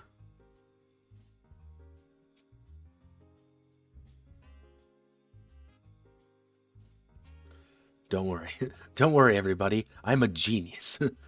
If we just get rid of the parts we don't need, we don't have to worry about them anymore. I am a genius. Let's see. Wait. 2-handed. Why are you down there now? Wait. Are all of you Nutino? None of you are Nutino. Oh, sweet Jesus. None of you are Nutino, even though you should have been.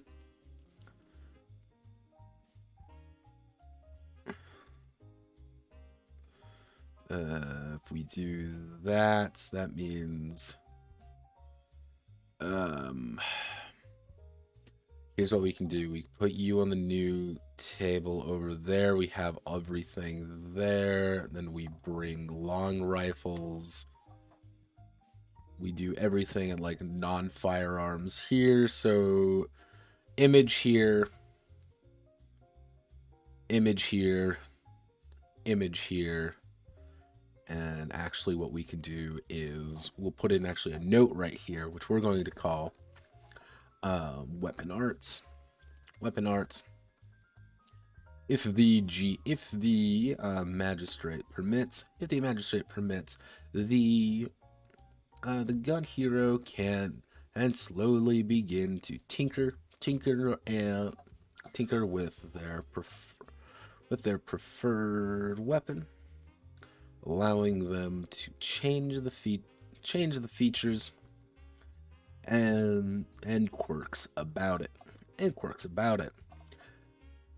These unique weapons are tied to the Gunhero and are used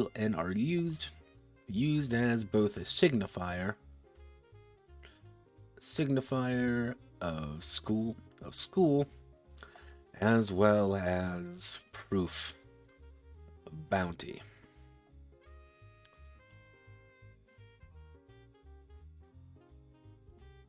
I'm going to put this in as an optional thing because some people are going to want this because you can break the shit out of this. Like, can you break the ever-loving shit out of this? Yes. So what I'm going to do, because we've got this, I'm going to swing back up here.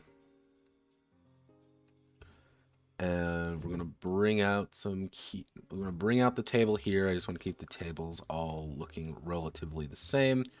And we're going to do...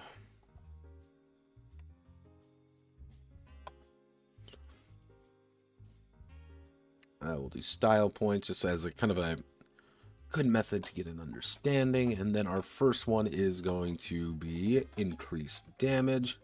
Increase the damage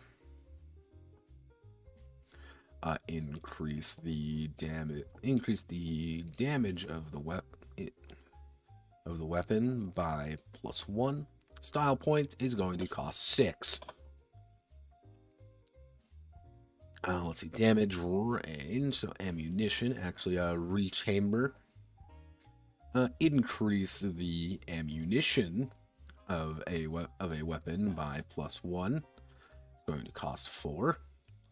And then we're going to have range, rifling. actually proper barrel modification. Increase the range of the weapon by +1.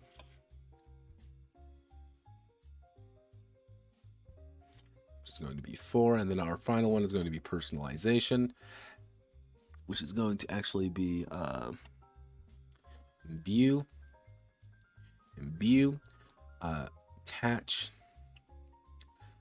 grant the weapon a new tag.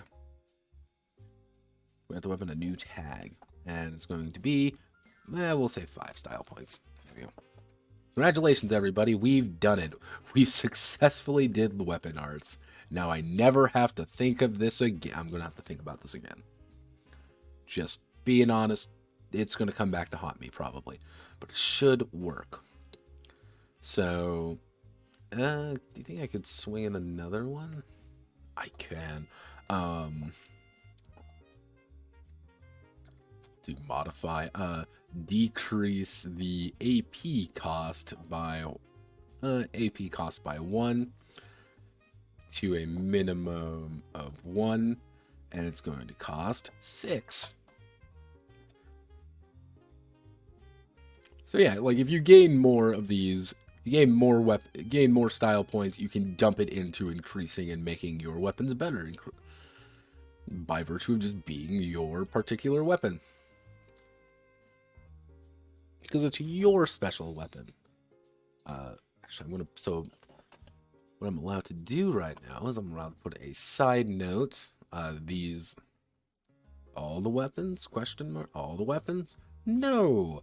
The frontier. See, the frontier is rich with a plethora of weapons.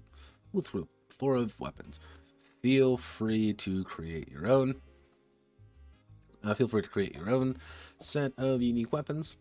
A set of weapons for players to enjoy. These are simply the basics. Simply the basics. Actually, I should say the general weapon. Actually, I should say the baseline weapon for each category. Category is the following. So it is the Qiāngxiá, right? It is the Qiāngxiá 1851 for handguns. The Min rifle for short rifles. The Pelican gun for shotguns. And the Cabas, it's then the Kadal rifle and the Yakalo hunting rifle for long rifles. Actually, it should say Yakalo hunting rifle, long rifles, and the composite bow. I should just say bows.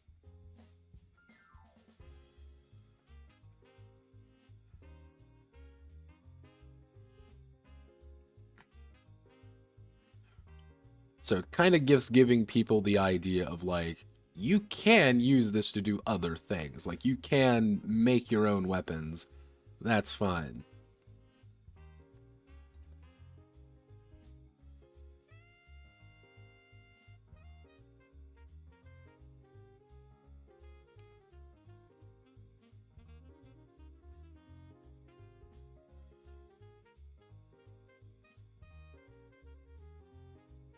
What the hell?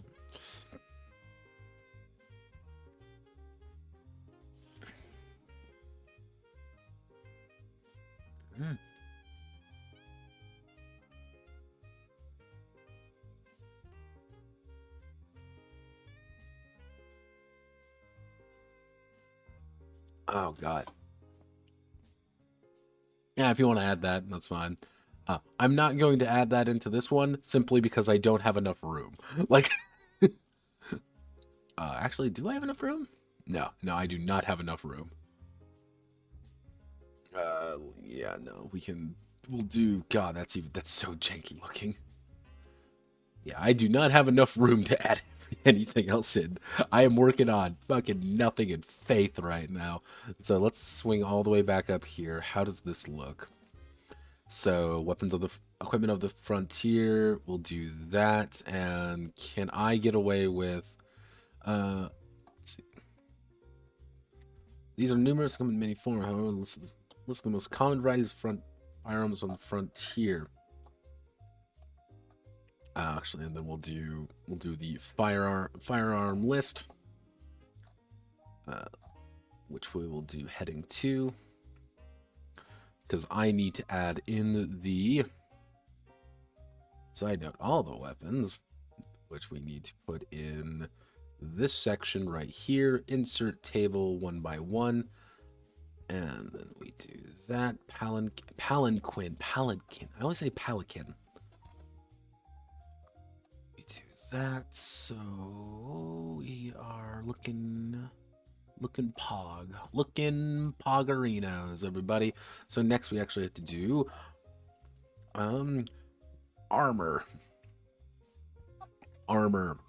Occasionally, actually, the frontier is a dangerous and wild place, filled with those who wish harm upon the people and the Gunheroes.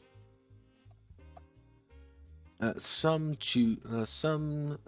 Gunheroes choose to wear heavier armor in an effort to protect themselves during the difficult fights. Protect themselves. Many, however, also for I wouldn't say forbid, but swear off armor for purposes of mobility and speed, flexibility. Gunheroes rarely. Okay, so yeah, armor is not exactly what we're going to call the most extensive system in the world. So what is armor going to do? Armor, it's going to have a protection value. That's all it's going to be. But what's going to do? AP penalty. So you're going to have light armor, you're going to have 1 protection, and it's going to be a 1 AP penalty. Then we're going to have medium armor, 2 protection, 3, and then it's going to be a 2 AP penalty. Actually, it should be 1, 2, 3, 4, 5. Actually, we'll do 1, 2, 3, 4. Actually, how do I want to balance this out? Because protection is just like you just reduce the amount of damage you take. But so actually, if we do something like 2, 3, 4, like you're getting less of a return eventually. Like this is not very useful. Heavy armor is for 3. Okay. So yeah, like it's not worth it really to wear armor in any remote capacity. Like it really isn't. You just get free It's just protection in exchange for your actions. You don't endure it better or anything. It's just free. So it's a little bit for not a whole lot, but it's for people who really want to put it in there. However, also may swear off armor for the purpose of mobility and flexibility. Armor offers protection, reducing incoming damage by the value in exchange for an AP penalty. The penalty reduces the total amount of AP the Gunhero has. Gunhero has during combat. A Gunhero may choose to tear off their armor for 1 AP.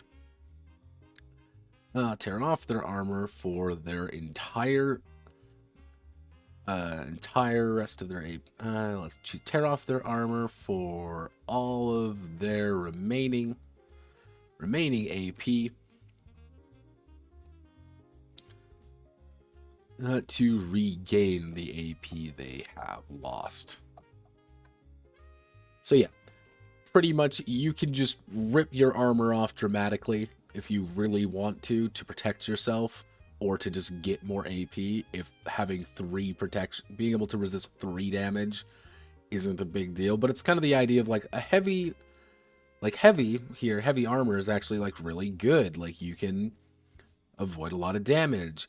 The problem is people are going to be very smart about it and just hit you for 4 damage things. Yeah, it's the iron. Like the idea behind it is like light armor is like a pretty like decent set of like, that's kind of some like heavy leathers and that's things like that.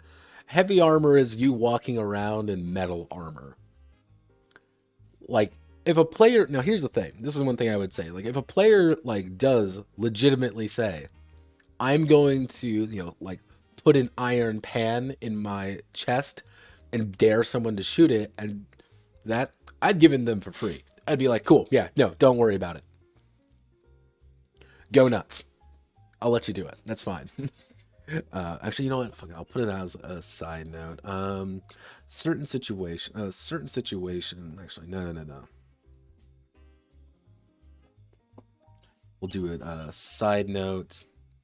Temporary armor. Creative Gunheroes. Gunheroes may give themselves a small advantage in certain fights. By slipping some basic armor on their bodies. This temporary armor is treated as if it is regular armor until it is hit with an attack, at which point it will break. It will be rendered useless. So if a character slips, no, actually, if a Gunhero slips an iron pan under their shirt, they may be able, they would have a medium armor until hit, in which case, which then the pan would be rendered useless.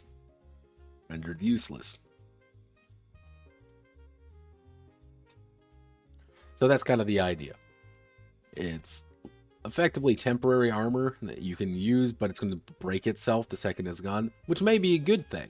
Maybe that's what you want to do more than actually like having, like wearing metal armor, is have something on you, like put a pan or something, or put some like light armor that's just going to break really quickly. Let's see. So with armor out of the way, is there really anything else equipment-wise I need to worry about?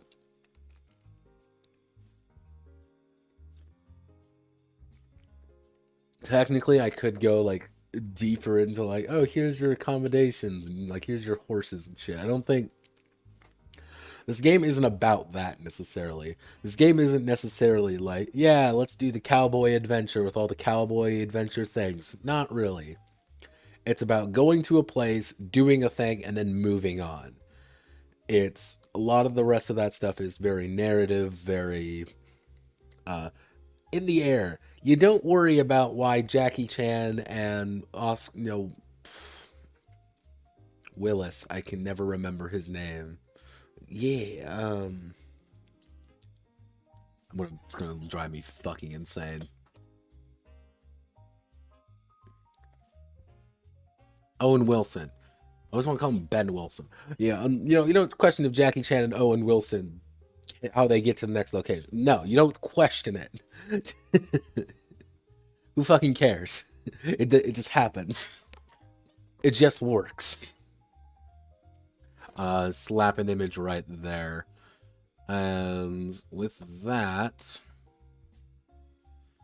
we hit this button, and then, yeah, we have armor. We don't really need to worry about that. Oh, wait a second, we have to do weapon tags, don't we? Fuck. Okay, so weapon tags.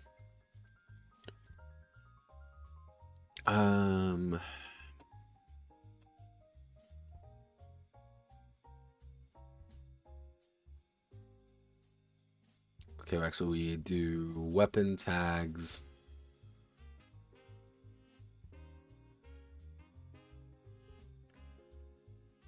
Yeah, so this would be the weapon. This would be the weapon tag and description. Which two-handed? Two-handed's pretty obvious. Sure, I didn't.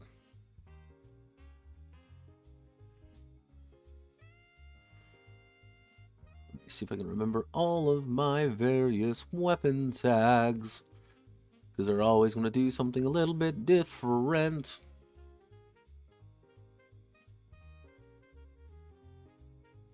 Okay, so yeah, surefire, surefire DX, concealable, mounted, culture group.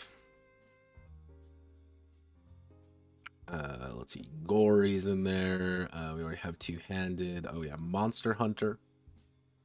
Monster hunter.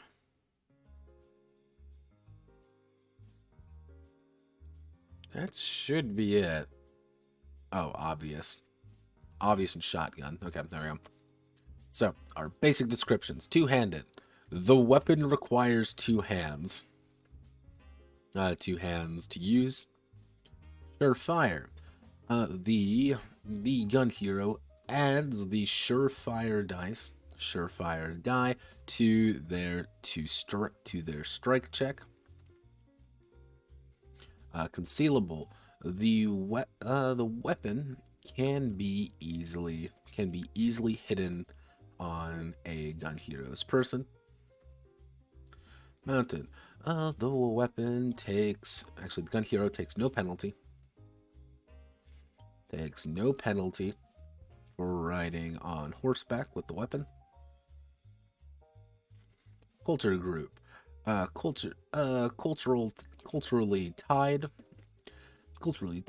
to a group such as the Tang Han, Lao, Anjin Gren, or Tugel.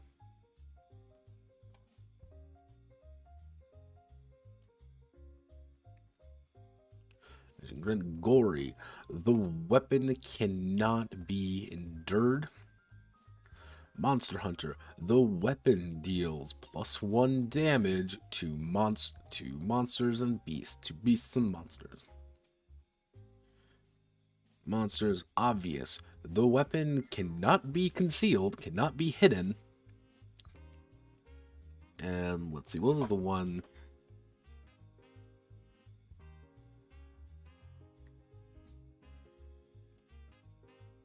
Who had obvious? The long rifle. Not be hidden. And is deafeningly loud.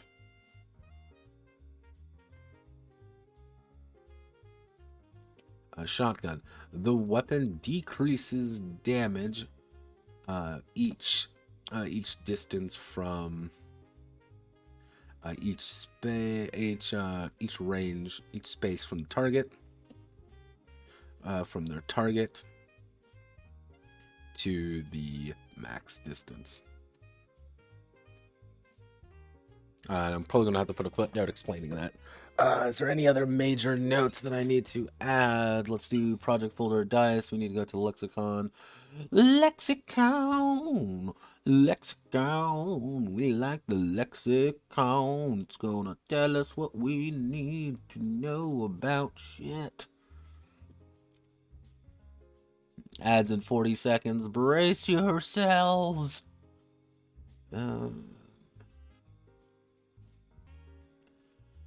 So So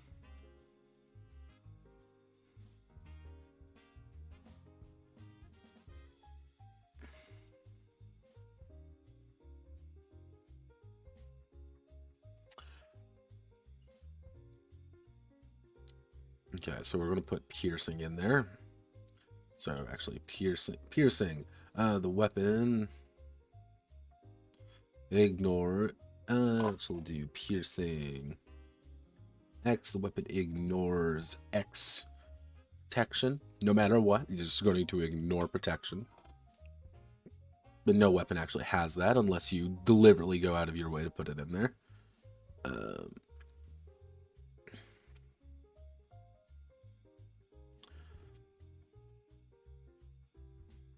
Actually, what we can do is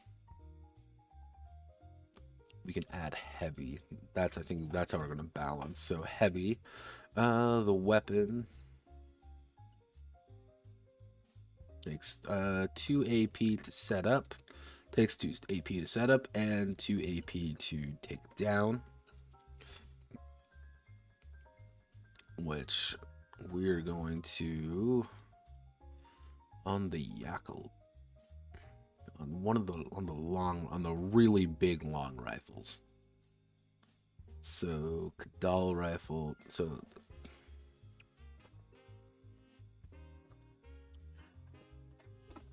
yeah, like you cannot actually shoot this thing in a single round. Like it takes a turn to pretty much set up.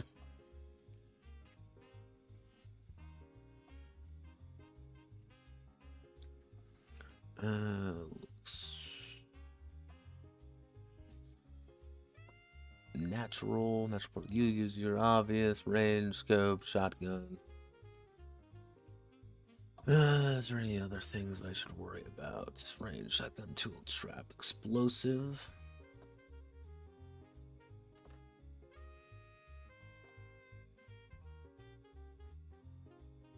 No, I'm not feeling it. Not really. Yeah, if you want true autism, it's this. Like all the weapons I've already done. So, yeah, I don't really think that should work. Because if we put the weapon tags in now, so we do that, and then we put the weapon tags right here.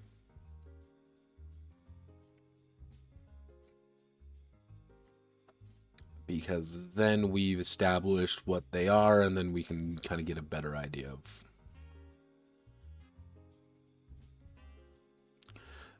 We set you up, and then we do you. So ascending. We go.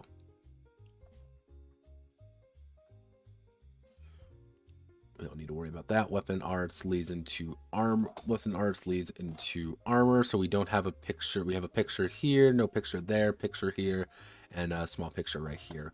Boom Beata, baby. That's that. That does remind me, in the combat section,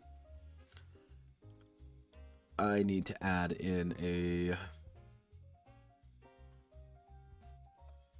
reload.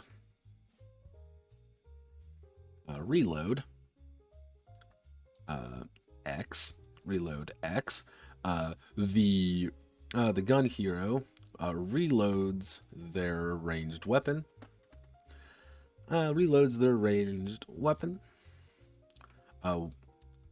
1 AP for one-handed weapons, and 2 AP for two-handed weapons.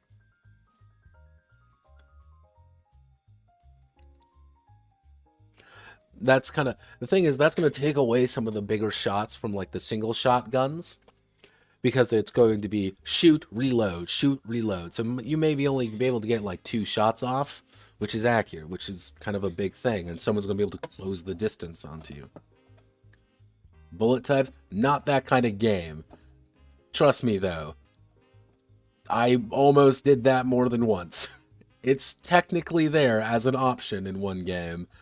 Not doing that ever again. Never ever again. Yeah, I know. Guns are yeah, I got guns. I don't like guns very much anymore. Just the sheer amount of firearms I've had to do before just broke me. It's like, no, please, not again. Not again. Let me see. We just need to do so exterior mechanics. So what we're going to do, I'm literally just going to call this the Wild Frontier. And it's just going to be a collection of odd little rules. I might put that at the end. You know, I'm going to put that at the end, but I am going to put, we're going to do advancement first. So advancement, as the Gunhero develops, they will gain enlightenment. They will gain enlightenment, which is the progress of their path toward that lofty, actually, which is the, as the Gunhero develops, they will gain enlightenment, which is the reflection of their increased skills, prowess, and general abilities. Enlightenment always comes not from combat, but from solving problems. And the situation at hand. Pretty much the idea is getting into a fight is not a way to get enlightenment. It's the reason why you get into the fight is how you get enlightenment. It's a very different way of approaching things. You know, it's minor wording, but just different enough, because it's the idea of like, well, you got into this fight so you get 10 enlightenment. No, it's you got into this fight because you wanted the gold at the end. That's how you got the enlightenment. If you snuck in, stole all the gold and left, you would have still gotten that enlightenment. It's the fact that you went in guns blazing is your method, which is kind of one of the bigger things about the theme, you could say, about this game, which is you are a gun, but what do guns do? You know, the philosophy of the gun is not necessarily I have a gun and I'm going to shoot you. No, it's why do we use guns? Am I just a weapon, or am I someone who can do things? What is my purpose? And that's kind of like one of the grander goals of cultivation and bullshit. This thing, the grand thematic, the scraping your chin, like, yes, I am incredibly, I am very smart. It is as a gun hero, as someone who's cultivating their inner power. Am I really on the path to being a good person if I am a weapon? If I think that I am simply a weapon, an individual who shoots and kills people, can I ever really find peace? But you also kind of get the impression of, like, people use guns for different reasons. This is an art piece. This is for protection.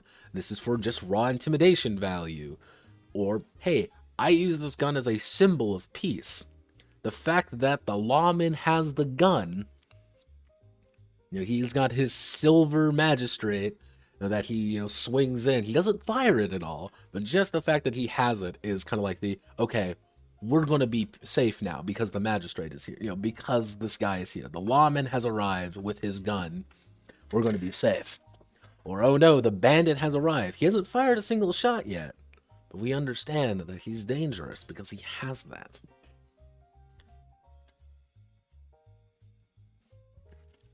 It's about philosophy of the gun, but from solving problems and the situation at hand.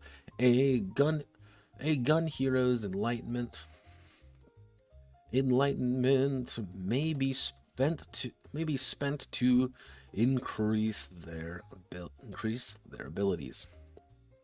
Increase almost every aspect about themselves.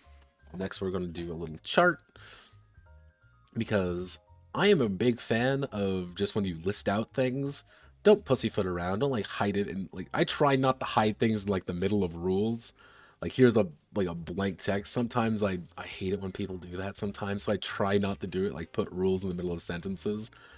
Or like that's why I give them, like, anytime you see me write a rule in, it's like I have a, it's like here's a dedicated paragraph to it. Let's do actually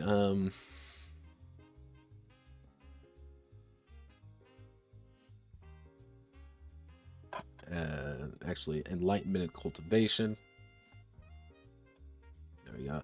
Enlightenment. And maybe spent to increase almost every aspect about themselves. And we go all the way up here just because I need to double check. Background. So, what aspect about the Gunhero can we really talk about? So we're going to use this table right here. I'm going to paste it right here, and we're going to call this enlightenment.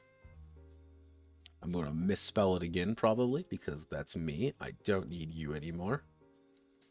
And what do we have to work with? So we have the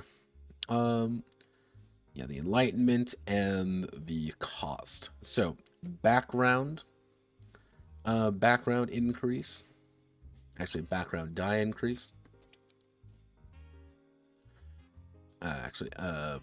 past, actually I'm going to do past background. Actually we're going to do this, in fact. Enlightenment, we're going to do this. We're going to scroll down here, and then we're going to do the description, kind of give people a little bit of some information on why we're doing this the way. And we want to do that like this. Most notably, we want to do this.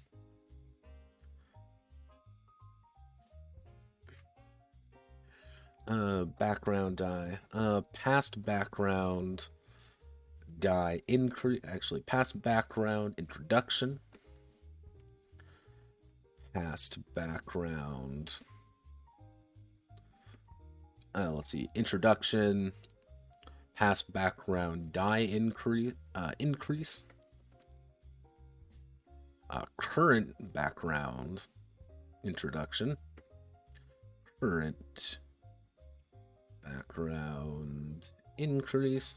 Also, I know I'm spelling introduction wrong. Sometimes introduction. It's going to bother me now because I've noticed it. Also, for those who are wondering why I type weird sometimes, it's because my keyboard just doesn't register some clicks. I don't know why. My keyboard has kind of given up hope at this point. So I try to do my best to correct myself, but it sometimes just doesn't really work. It does not work sometimes. So past background, current background. So the Gunhero introduces an aspect of their background, and of their history. History as a background starting at D4. And I'm going to select everything here down to here. We're going to do that. And it's going to cost you 5 enlightenment to do such. So the Gunhero increases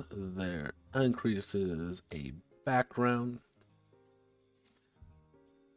a past background by one step. That's pretty much it, and the cost is going to be equal to the next next die level. So if you want to increase it from D4 to D6, it's going to cost you 6. That's pretty much it. Nothing too complex about it. Same thing about this one, and it's the Gunhero introduces a background based on the adventure they've had so far. Starting at D4. It's a minor difference, but one of the ideas what I want to get across is like you can introduce aspects of your character's background, your character's history through just playing the game. And sometimes you're going to change something and things are going to get different and you're going to introduce an aspect and like, "Oh god, that makes a lot of sense for your character." Or, "Oh sweet god, that makes a little bit that's completely out of left field and I'm horrified now." Like, "Oh no, you've introduced something very bad and this is like not good." Let's see. Oh, someone's fucking pinged me on something they shouldn't have been pinging me on because I don't like it when people randomly ping me, but people do because people are people. And I can't escape it because I live in society. Society! Oh, sweet Jesus. Oh my god, my friend is gonna get fucked. My friend is just fucked. Oh, god. Yeah, so current background increase. So the Gunhero increases a current background by 1 step. Or like current backgrounds are like things you've gotten from the adventures up to that of so far. You can be like, "Oh, we stole a bunch of gold or something," and you could put in the background, you know, a bandit with many faces or something. Cool. That's just something that you've become gradually more known for. It's a little cheaper to get a current background than a past background. The past backgrounds are pretty damn open. You can select just about anything with that. You can't really select it for current backgrounds. We should do, and I'm going to do recontextualize background. Change the name or purpose of a background. That's just going to cost a simple 4. So that's one of the ideas behind there is 2 things. One, it's kind of a safety net for players who accidentally maybe pick a background that they aren't really vibing with, that just isn't doing what they want to do as much. So you can be like, okay, recontextualize the background, change it to like what you were actually kind of going for and trying to use it for. You just wrote it kind of weird. Or it's it's an evolution. It's instead of introducing a new background and you already have like this D12 and something, recontextualize it and say, well, you know, Bai Jingyi, for example, has the wandering mechanic background. He could recontextualize the background into exiled golden path, saboteur. That changes the entire thing, but it still is like, why are you this wandering mechanic? Well, this is the reason. Like, it gives him a lot more history and a lot more flavor automatically. Like, you automatically know, like, oh, you were a saboteur, that's why you know explosives so well. Or, oh, you were a literal monster back in the day, but you've reformed and now you're a good guy with a gun. Oh god.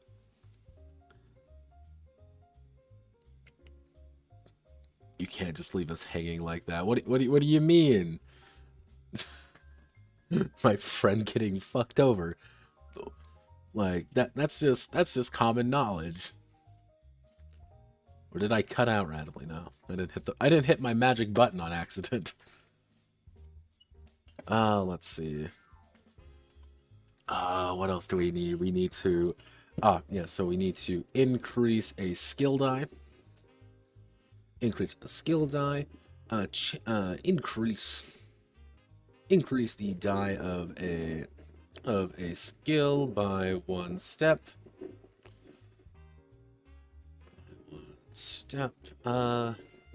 Equal to the current die. Skill die. So the idea being is that you are allowed to, generally speaking, say like, oh well, this is my skill, this is my this. So if you have a D4 in something, you need to spell 4 enlightenment, it goes to D6. 666. Kind of the idea, like, it's harder to increase your backgrounds, it's a little bit more expensive in the long run, but skill dice are supposed to feel a little bit more common, and you kind of want to increase those up a little bit more. I should say gain a skill. Increase the die of a skill to D2 from D0. Actually, do I have skills at D?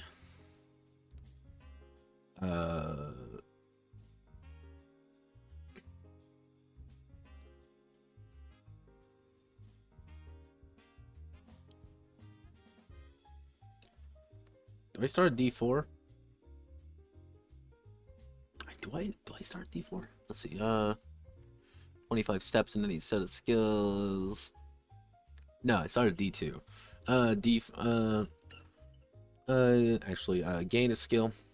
Gain a skill at D2. Gain a skill at D2 in which you have no steps in it already. It's just going to cost a solid 5. Actually, it's going to cost a solid 4. It's harder to get a new skill than to increase a skill. That's kind of the idea behind that. Skills are pretty standard. Chi, we don't really need to worry about chi. And actually, we need to do gain style points. Gain style points. Gain a style point. Gain a style point. Can be used to improve a move, or work on. Can be used to improve moves or start new ones. New ones can be banked, and it's just going to cost 1. Yes, 1 enlightenment for 1 style point. It's pretty easy to get style points, but that's kind of the idea. I want you to get style points, and I want you to get more moves. So if you get 5 enlightenment, like, yeah, gain 5 style points and increase some things. Get rid of some bad shit you don't want. That's fine. Do that. That's cool. We like that. Let's see. Is there anything else that I'm really... No, I'm not seeing anything that's really jumping out at me that I need to address. So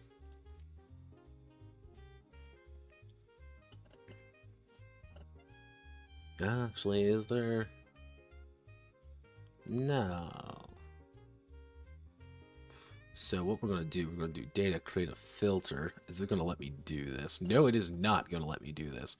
Okay, we do that. We increase you there. We do data, create filter. Do it by the enlightenment. Data, remove filter. Put you back.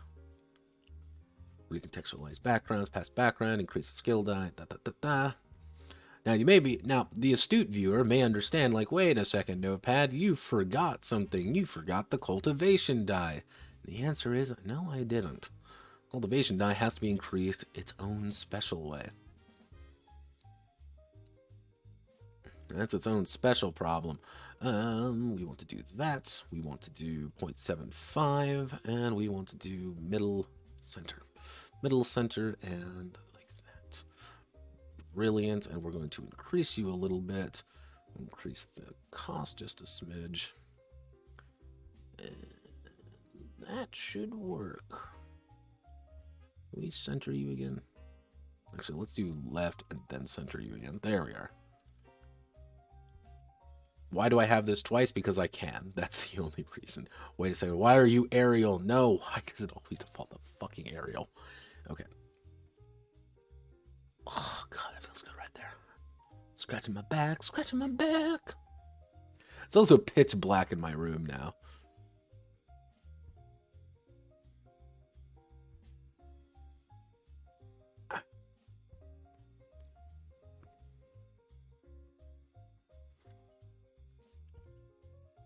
Let's see, it's 2:30, so let's do the the cultivation die. The cultivation die. One may notice the cultivation die is not present in the enlightenment section. This is on purpose.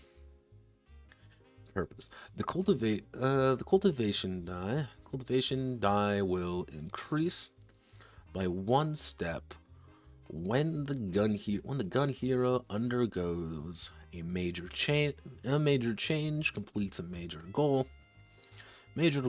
or finds some kind of inner peace to their grand story. Cultivation die increases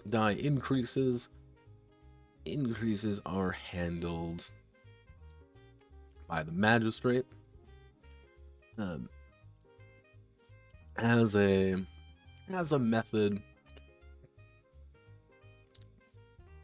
to steadily and consistently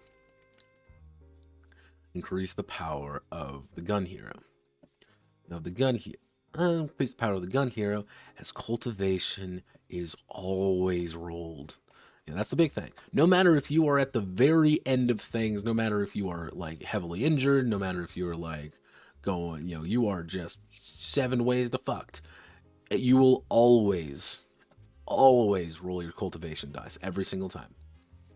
And that's why I say it's a pretty big deal when it increases. It should feel like this kind of, I wouldn't say monumental, but kind of a monumental, like, this is a big deal. Like, this is, something has definitely occurred that has changed the nature of why I am here.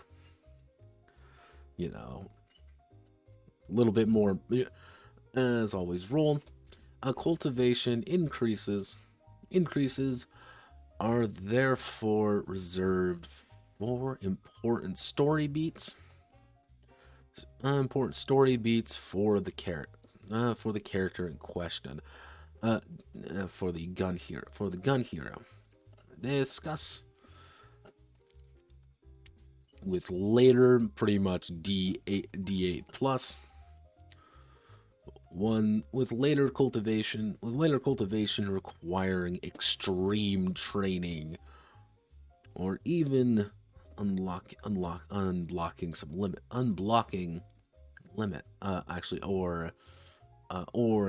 bypassing limits.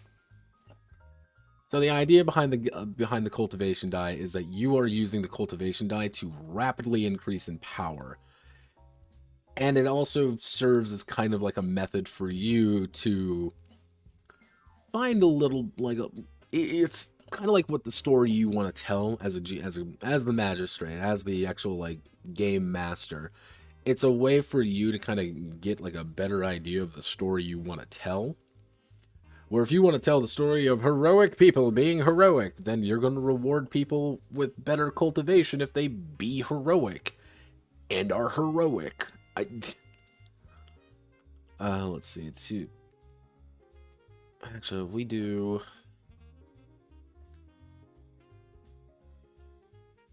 Can I add? Can I add enlightenment cost? Yeah, there we go. So we'll do understanding, description, and then the enlightenment cost. And then we have the cultivation die. Perfect. Everything looks exactly the way I need it to. And we will do this. And perfect. So next we have to do the enemy section. So the enemy section. Let's see, we'll do the good, the bad, the ugly. The frontier is not a friendly place. There are beasts, bandits, and lawmen who all want a piece of the Gunhero, Gunheroes, and their desires.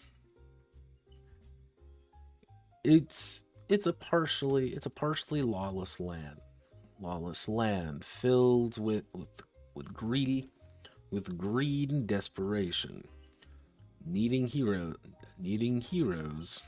to save the day, or villains to ruin it.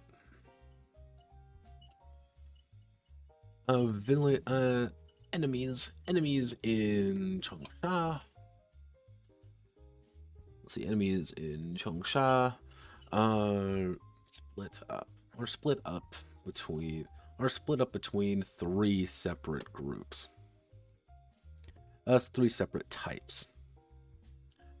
Minions. Actually, we'll do what would be a good word for it? I see. Mobs, villains, and beasts. We'll do mobs. These are the faceless masses that the Gunheroes can be readily expected to cleave through. They are nameless bandits. Nameless bandits, lawmen, or thugs who serve as fodder for the Gunheroes' impressive feats, and little else. All mobs are rated from D6 to D10, representing their wholeness. However, rated from D6 to D10, which will replace their standard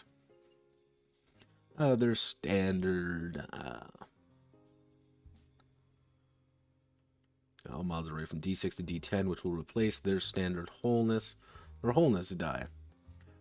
As each mob only has a single point.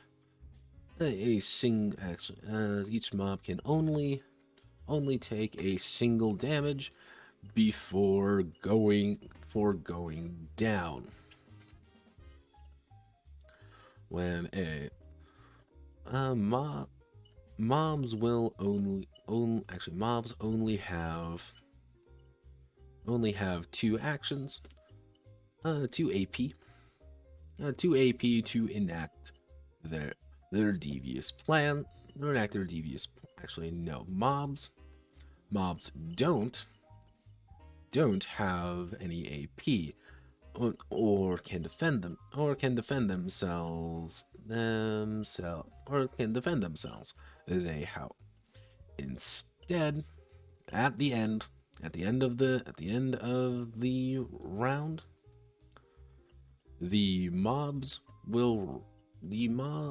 all remaining mobs will roll their die plus another roll their mob die plus, actually no, we rolled their rated are given a powered, we'll just say like given a skill die between D6 and D10, which relates to standard wholeness die. I'll roll their skill die plus a mob die. The mob die is the collection of remaining mob members. Is the collection of remaining mob members still in the fight, rolling against every hero they can. They can reach with their weapons.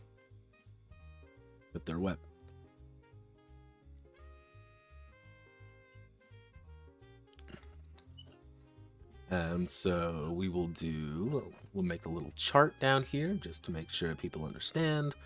And we'll do something like this. Actually, no, we don't need that. We need the good, the bad, and the ugly.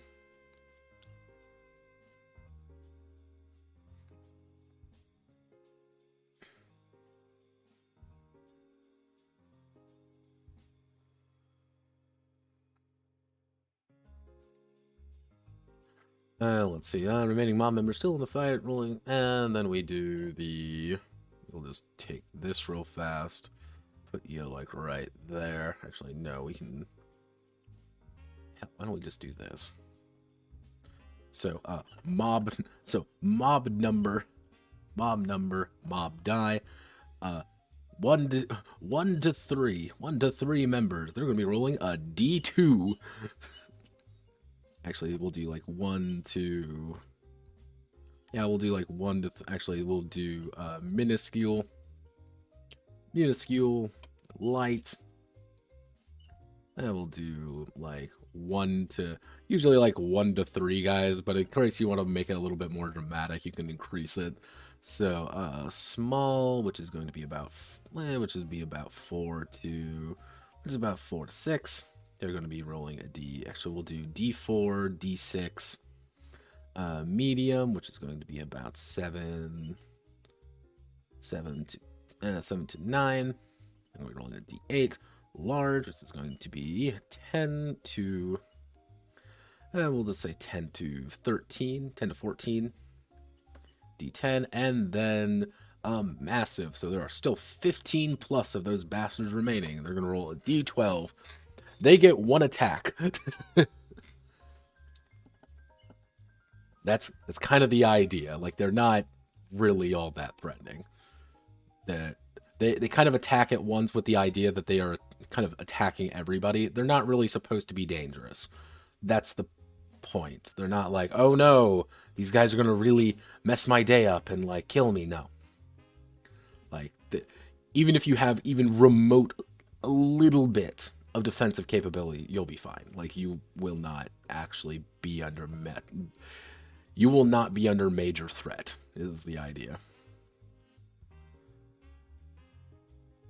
So we'll do that. I'll post a picture right there. I will do a side note. So we want to do a side note. Mob idea. Mob goals. Generally speaking, the mob gets a single attack with a weapon. With a weapon with the intent of dealing little damage maybe, but usually not much. They are an obstacle. They're an obstacle to overcome. A very easy obstacle, in fact. As they cannot dodge or endure. It's pretty much as long as you hit them, they're going to die. So if you swing up there and do like a bunch of multi-hits and like really just mess these guys' day up, like you can do like you can take care of like 4 or 5 of them in a round. Like, it's not very hard. Let's see, for larger groups, consider splitting the mob into smaller sections to more easily manage them. So like example mob template, like an example mob, which we will do mountain bandits. Mountain bandits, they are D6. There are 10 of them. And they have a what's a good weapon for them? They're all going to have Shangmas. Shangma 1851s. Like, they all have pistols pretty much. Like, they're not really that dangerous. They're going to do like what? Less, even like this, like this damage 1, range 3. Like, that is an example mob right there. If tear through them, that's the entire point. If you can tear through these guys, they're not really going to be that big of a threat. That's not the point. You know, as long as you're within range 3, they're going to make an attack, and if they hit you, they're going to do 1 damage to you. That's it. But they act as 1. And if you kill them all, they go down. It's like, yeah, no, you defeated them. They are out of commission because you dealt with them. Because you were a competent individual who is way stronger than the average bear. We can slap like an image right there. Can I shrink you to like half? What do you... nah, I can do that. But like in... How much room do I have down here? Actually, what I can do... still in the fight. For larger groups, consider splitting them. Like, just split. It's not really that difficult to do. There we go. Yep, mob number. Mob goals. Yeah, bowman bandit. Like, yeah, if they're a bowman bandit, they're gonna have that, but their range might be a little bit higher, and they might have like a tag with them. Like, oh no, they have the gory tag. Ooh, whatever shall we do? Like, it's not that big of a deal. Like, mobs are not important. They're there to make you look really cool. So next to our villains. See, villains are going to be pretty easy. So villains, these are rival gun heroes. Equal in caliber to the characters. Actually, villains, I should say. Villains come in 2 varieties. Gun heroes and we should say important. Actually, how do I want to word this? Pretty much, it's the idea of like they can be rival gun heroes. These are guys just like you who are probably better than you, and they're gonna kick your ass. Or this guy is just plot important. Like, this guy has been just up jump. He has no powers. Doesn't have cultivation or anything. He's just important. And because of that, he is now scary. Actually, so villains come in 2 varieties. So we can add, how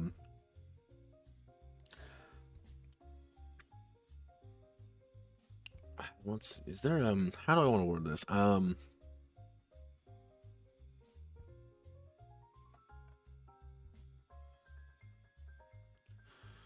I know what we can call them. We'll call them enlightened. Actually, we can call them importance. Yep, not importance. No, just importance. That's all they are. Rival gun heroes are built similarly to the protagonist gun heroes with all of the same requirements and issues. Often these rivals have far more enlightenment to work with to compensate for their lack of or have unique styles which complicate the fight. Importance are non-enlightened, are non-cultivated characters who are able to stand toe to toe with the gun heroes. While they may not have a cultivation die or be able to use styles, they often make up for it with extreme equipment, devastating skill,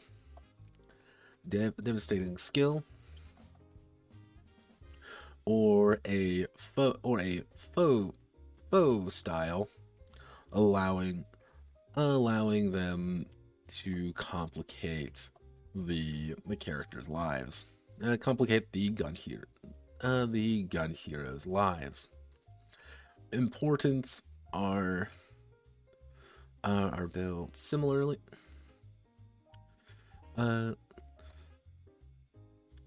So actually, we're just gonna make two like very simple like just standard characters as for villains.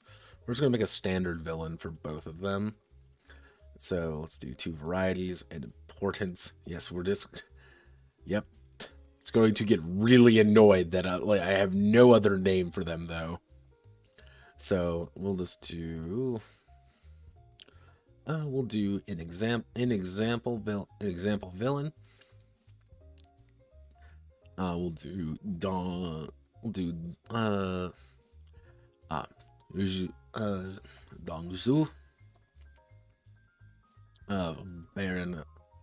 Baron of.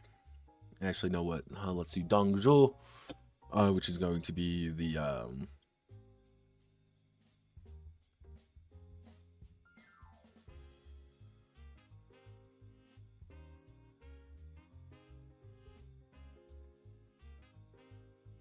Lawless Lord. The Grand Band. The powerfully connected Dongzhu.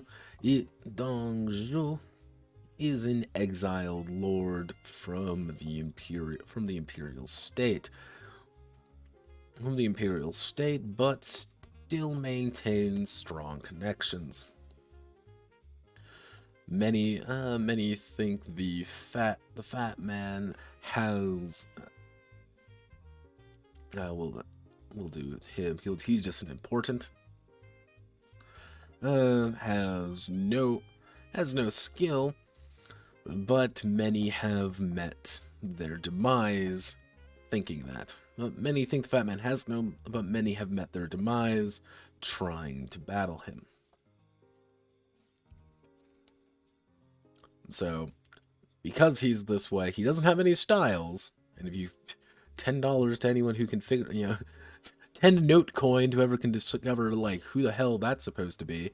So, see, the best part is, like, it's just like, yeah, no, just come up with whatever the fuck you want. I don't, like, no one cares. Like, so, we'll do,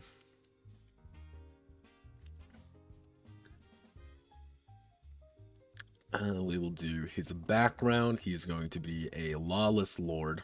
He's Lawless Lord D10, Ferocious Drinker. Ferocious Drinker D8. His skills. He has a Brawn at D10. He has. So let's see.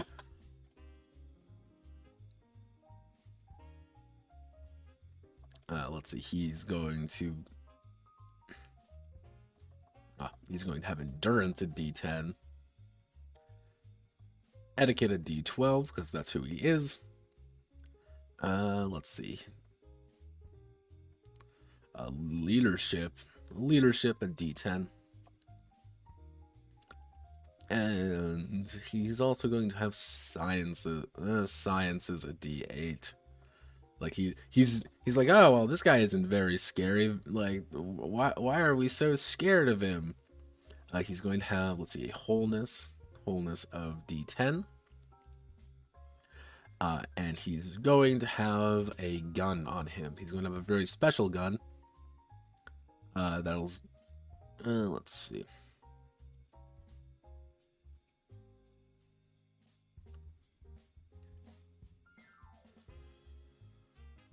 He is a Tang Han.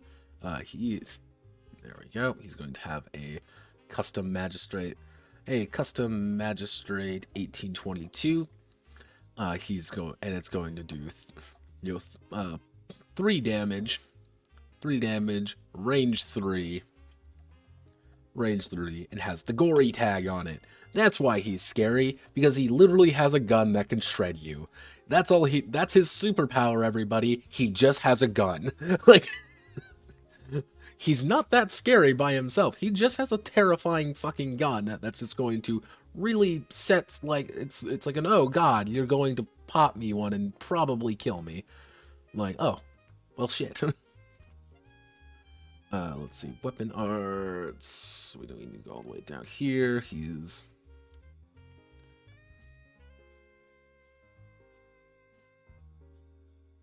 this is his back. This is who he is. He's not scary.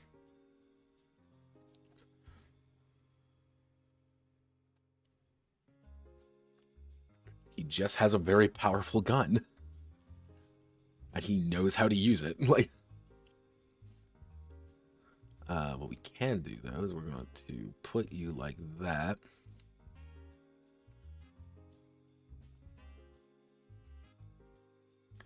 And then we insert column to the right.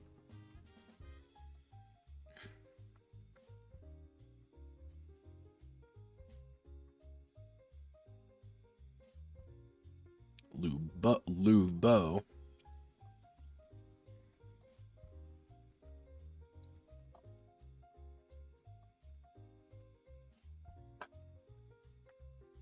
Let's see, the Hungering Darkness.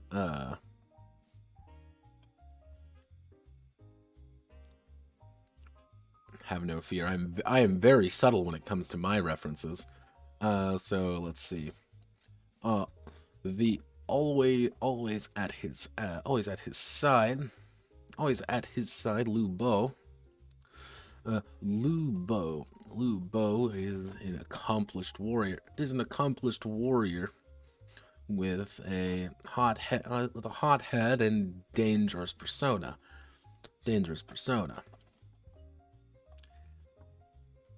He has claimed the lives of dozens with his gun, with his sword, and plans on expanding his roster. And expanding his bloody career. He only has one background, which is Invincible Warrior. He has that at D10 because he is a very scary big guy who does very scary big things. He's not as enduring. He has really shit etiquette. He doesn't have leadership at all. He's not very smart, but he doesn't need to be because he's got trick shot. He's got trick shot at D12, and he's got a wholeness of D12 and a cultivation of D6. And his big thing is that he has a custom sword. And let me see, where's his sword? He has a custom Dajan. That does 5 damage. Actually, he has Heart Ripper, which is a Dajan, and it does 5 damage. 5 damage, and only costs 2 AP to actually use, and it is still two-handed. And he employs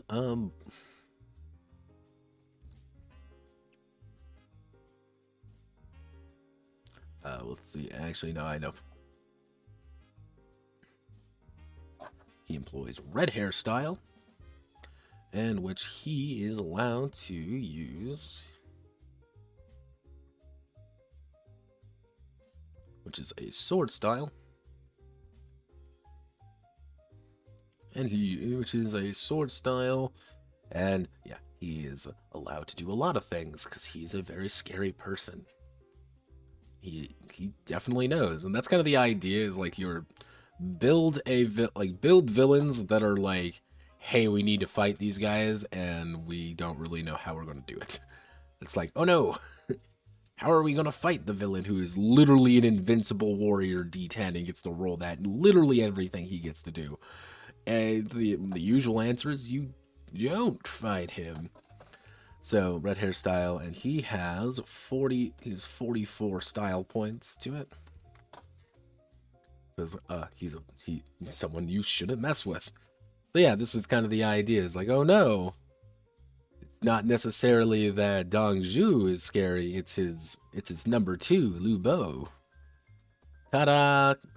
Congratulations, we made villains. And this is kind of like how they would operate. I can do, which allows me to do this, and then we get to put villains down here. We get to do beasts and monsters. There are many beasts, actually. Monsters which roam from the frontier. Some such as the Yakalo. Yeah, Yakalo, or what did I end up calling them? I gave it a silly name because I'm me. Kadal. Or such as the Yakalo or Kadal have been tamed and serve mankind. However, some of these beasts still prowl the countryside, hunting down prey as they have been doing for centuries.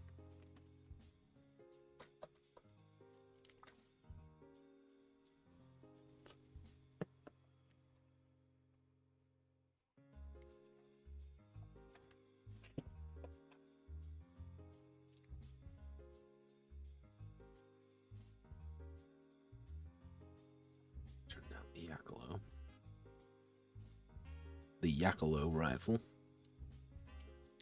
Hunting down prey they've been doing for centuries. The beasts are similar to most gun heroes, outside not possessing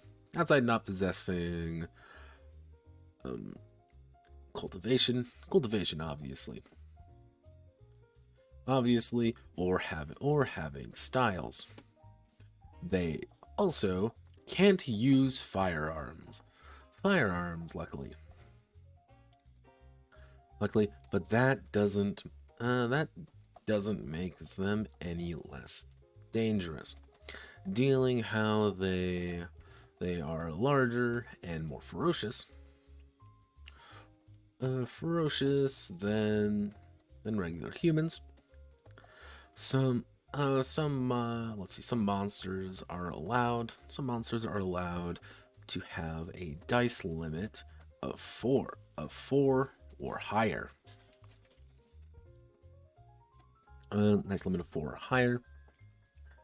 They all most beasts, actually most predatory beasts, also have enhanced wholeness, which adds a secondary dice to their wholeness value, which needs to be reduced as well. Beasts are let's see, how do I want to word it? Beasts are driven by instincts. However, they will retreat when wounded,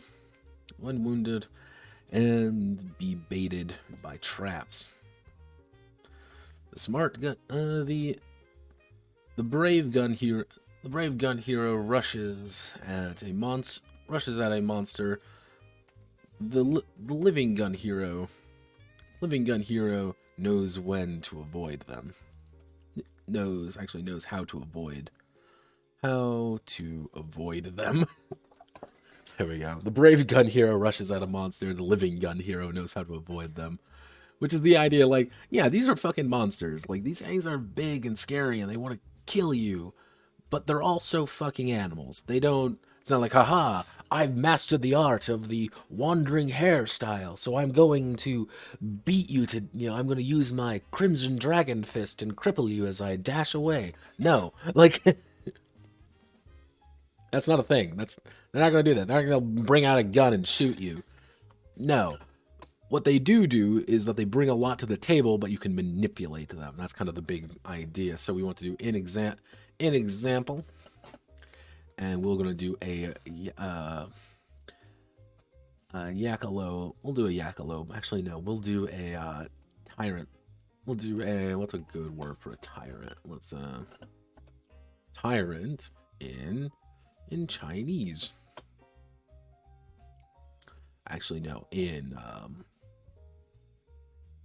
we will do Mongolian tyrant. So actually, we want to do Mongol. Let's do Mongolian translation, and then tyrant. El dictator. We want to do English. We'll do king.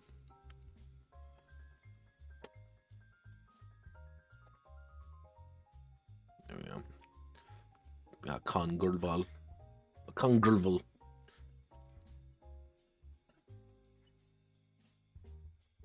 King lizards. Ferocious creatures that sunbathe on the rocks of the vast deserts.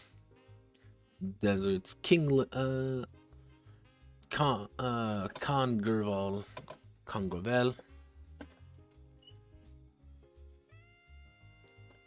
Let's see, Congerval are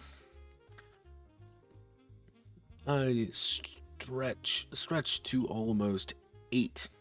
Actually, it would be, if we want to do, let's do 8 feet, 2 meters. Let's see, stretch almost 2.5 meters in length, able to unhinge their jaws for rapid poisonous attacks. They are prized for their hides, though, and their venom can be easily, and their poison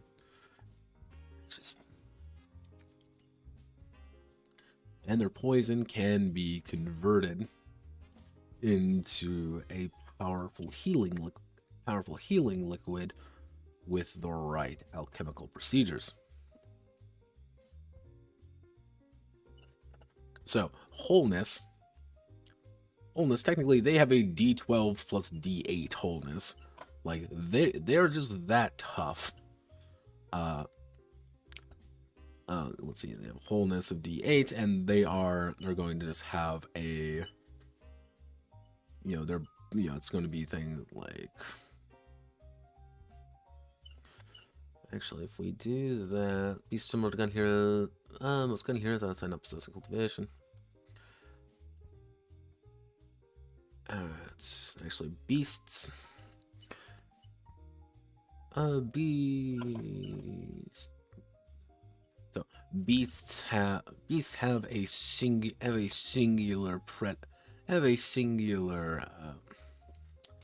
skill die representing their ability to fight. They also ability to fight, as well as in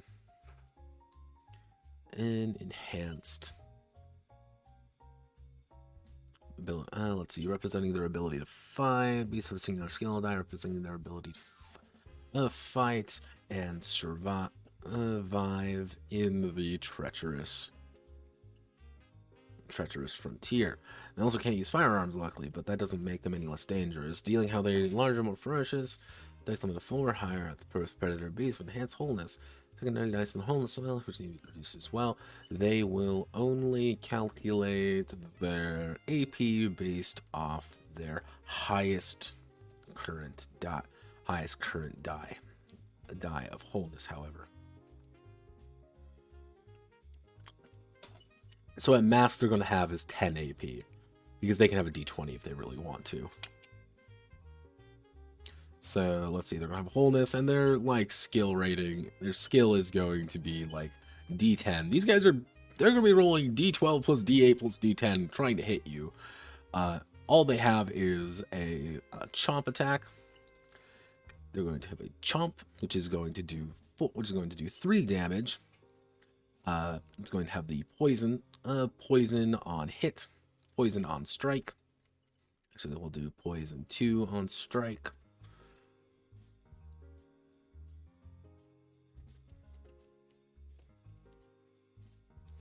And let's see, yeah.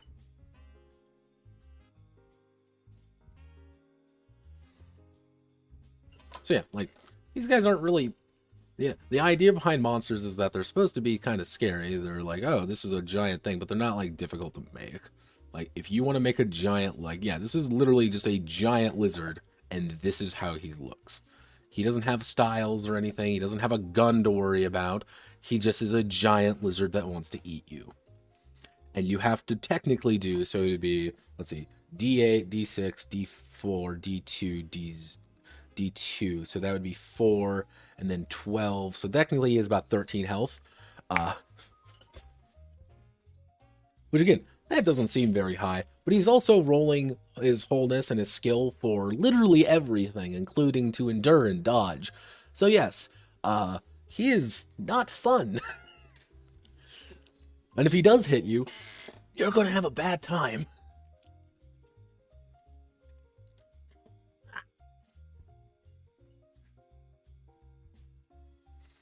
So, okay, we've done that. We've done most monsters.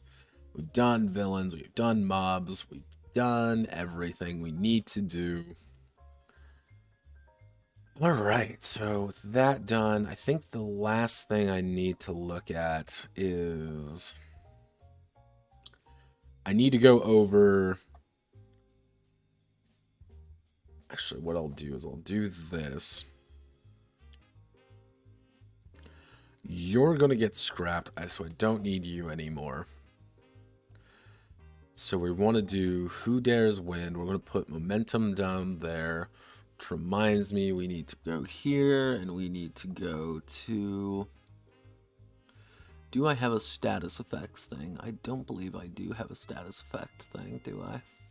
Fraggle Rock. Fraggle Rock. Actually, I have DIY magic. DIY magic, save the day! Let's see, do I have status effects in here? I don't have status effects in here. Well, scheisse.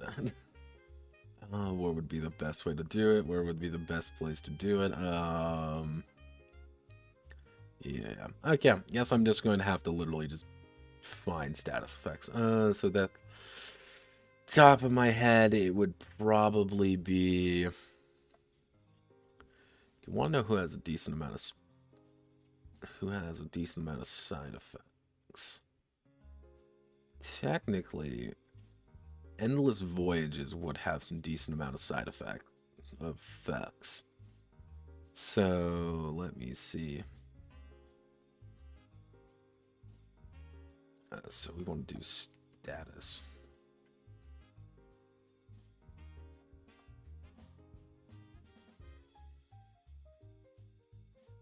Ah, there we go.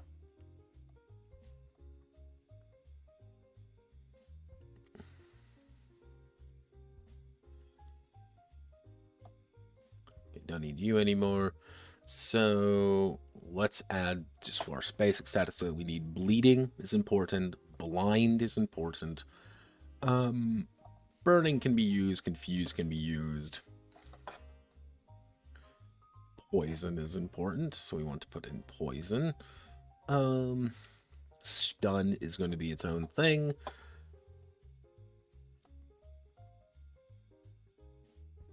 What would be? It would be pretty much. It would no. So we can just use that for stun. That'd be the idea behind that. Is there anything else?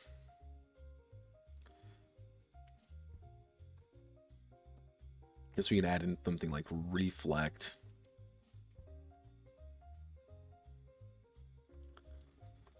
Yeah. Okay. We'll add these in. These will be our status effects. And so we want to add you in. We want to add you, and this would be status effects. Status effects. I know this isn't the most exciting amount of status effects, but that's kind of the point. So we want to do description. Description. So, bleeding. The Gunhero is the character is bleeding. The character is bleeding. They will actually they treat their wholeness. Actually, let's see. The character is bleeding. They will take. Actually, let's see. They cannot roll their wholeness. Wholeness for actually no, that's really powerful. Actually, actually the character is bleeding.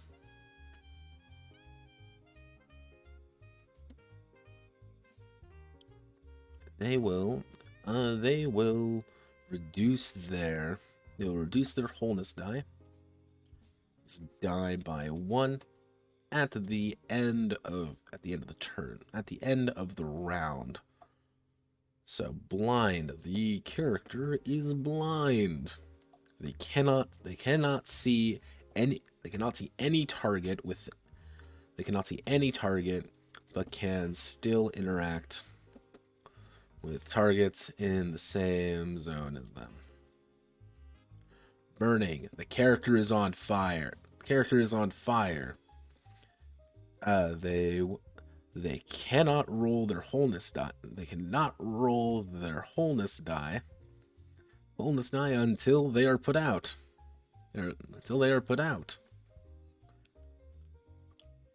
Confused. The character is confused. They cannot use any. They cannot use. Let's see. They cannot use the last move. Actually, I don't remember this. Actually, no. The character is confused. They lose half of their. Actually, they only have half. Actually, no. All AP expenditures. All AP use is increased by +2.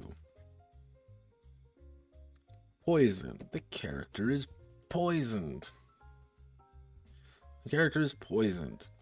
They will reduce their wholeness die by 1 at the end of their turn. This is the difference between bleeding and poison. That's kind of the major little difference.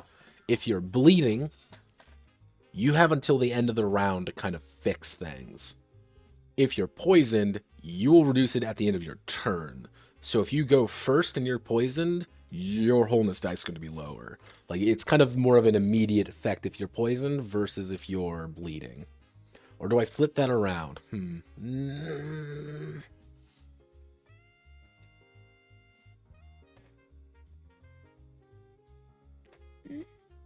Actually, no. I know what we can do with poison.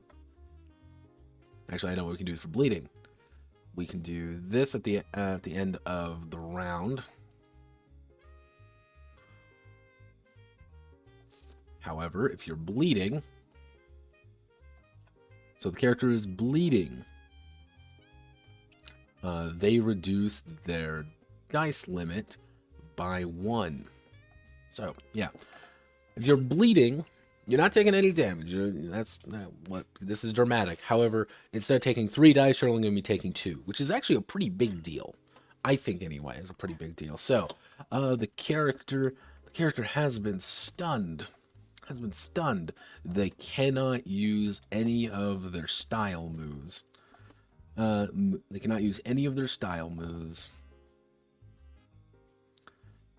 then reflect. The character have. Actually, we want to do. So yeah. So if you're bleeding, you're blind, you're burning, you're confused, you're poisoned, you're stunned. I want to be another good one.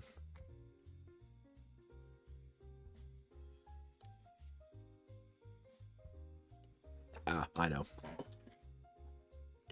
Chi blocked. Actually, no, it would be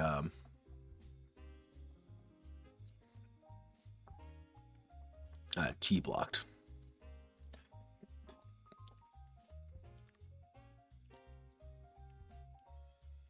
The character's chi has been disrupted. They are unable to use their chi die. The chi die on any check.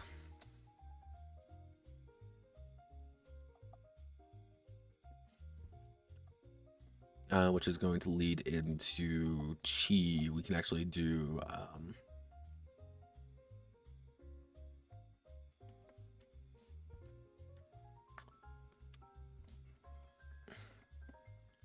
disrupted, and then we can do hindered.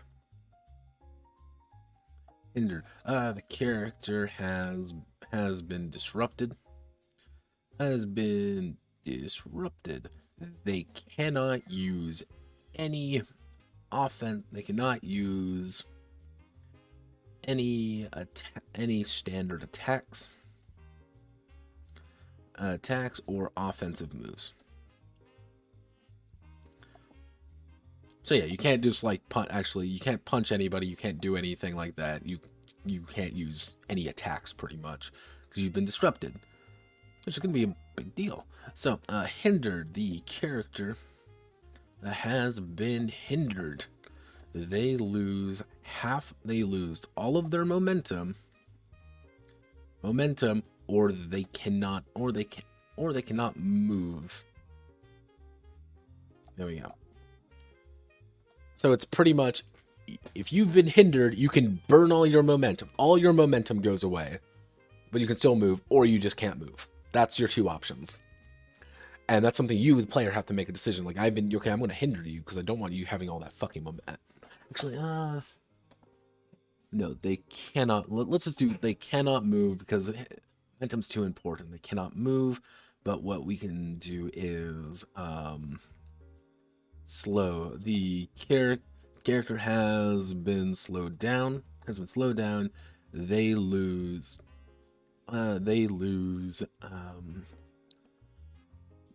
We'll do 1d6 momentum. Like, you just lose a chunk of momentum, which could be a little bit or it can be a lot of bit. There we go. There's our status effects. We did it, everybody. You did it. The Beatles are all dead.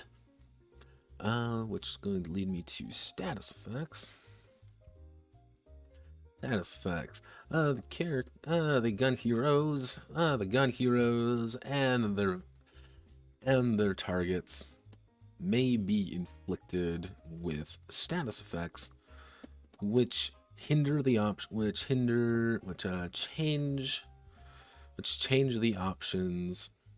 available to them, as well as disrupt any future plans. Most status effects have a value. How do you want to call it? A value? Do we want to call it a number? Have a timer, which is reflected. We have a timer, which depletes, which reduces by 1 at the end of the round.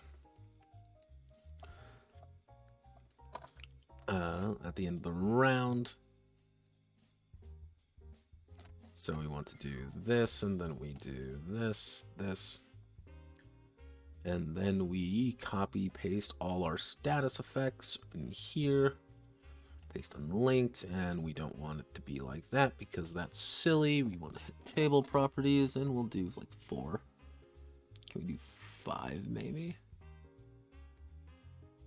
Will 6 work? 6 does work. Perfect.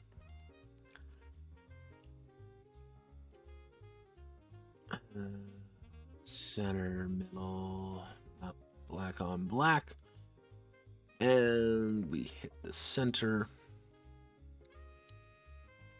All AP uses are increased by +2. Computer status effect, slow, but we need to use that. We need to pin you. We need to hit sort ascending, and there we go. We have status effects, and we put an image right there. Perfect. Actually, do we even need to put an image right there? No, we can save a little bit Save a little bit of room, slap an image right there, and we are good. I think this should work.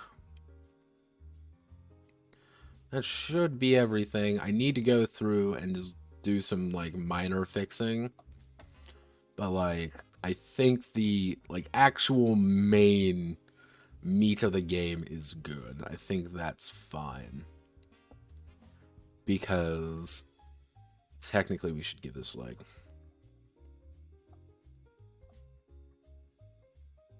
blood and rot. There we go.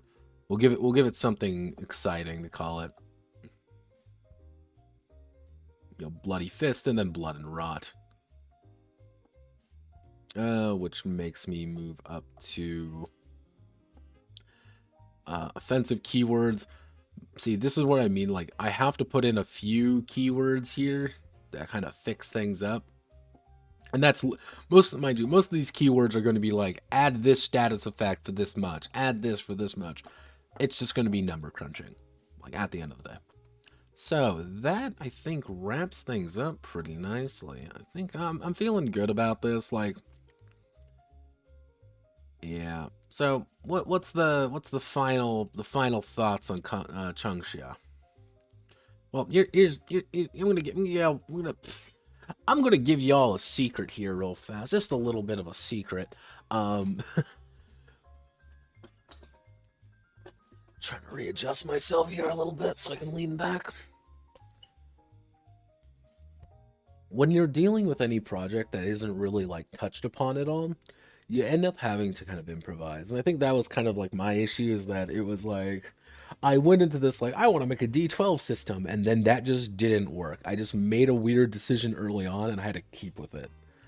And keeping with that, everything must be dice rolls decision, holy shit. It complicated things. I'm going to say that, like, right now. It really complicated things, and made some decisions a little bit more a little bit more confusing to work with, mostly just due to the fact that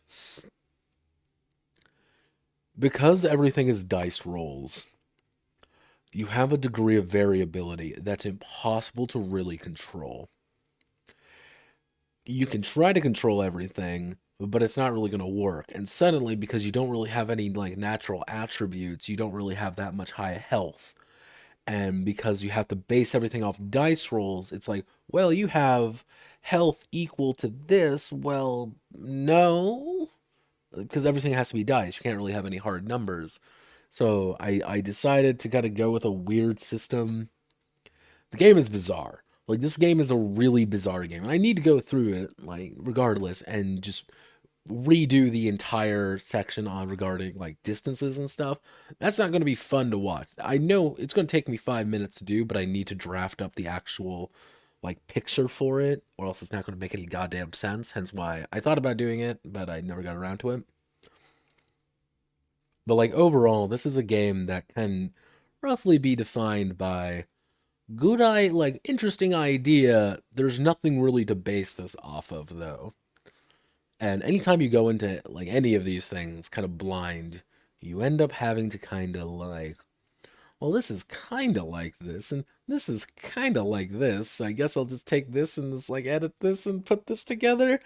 You know, originally I was like, oh, I'll be able to use Fist of Chaos pretty easily. But then I realized, like, Fist of Chaos is entirely based around this limb combat system.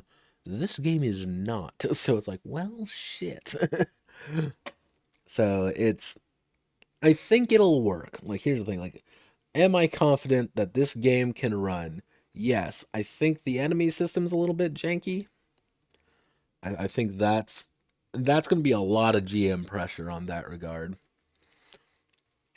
I would say the part I'm, like, not entirely sold on, and the part that I'm a little bit, like, on, are, like, just some of the, like, little mechanics and stuff, like, all the numbers adding together, and, like, how combat works. Combat's really janky, and, like, I'm confident it'll work. Like, that's the thing. Like, I'm, like, 99% sure combat is going to work.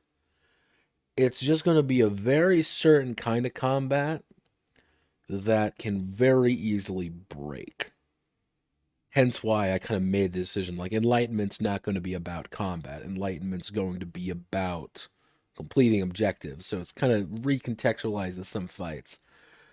But, like, this game is really goddamn lethal. If you don't kind of pick up a defensive style, it's not going to be good. And I want you to pick up more moves. I want you to pick up more styles. But it's a messy thing. That's all I got to say about that. So thank you all for watching. My name is Notepad, and I hope you all have a wonderful rest of your day. And I will see you on Friday. And Friday, what we're going to do is we are going to go through a kind of a broader prelim project for all the ones that were successfully chosen for this the next batch of games. For those who don't know, the next batch of games is going to be a saga of Blood, Iron, and Soil, which is going to be Viking Farmville. Have a few ideas for that. I know how to do it. I'm like, the one thing I'm not confident about is how to handle the characters, but everything surrounding it to actually make those stories work, like, I know how to do that. Then we're going to do Glitter Break, which is going to be a magical girl skirmish game, which I'm still not 100% on how to fucking do skirmish games. I'm going to have to read up on those. That's just a thing. That might honestly be what this Saturday is all about, just me reading up on skirmish games. Then we have By Blade and Cross, which is going to be my Lumen game, but it's also going to be me taking a hacksaw to Lumen, because I'm not a huge fan of that game, but I sure as hell can pick it apart ruthlessly with no survivors. So, thank you all for watching. Hope you all have a wonderful rest of your day. If you want to get a hold of me, you know where to find me. So, Godspeed.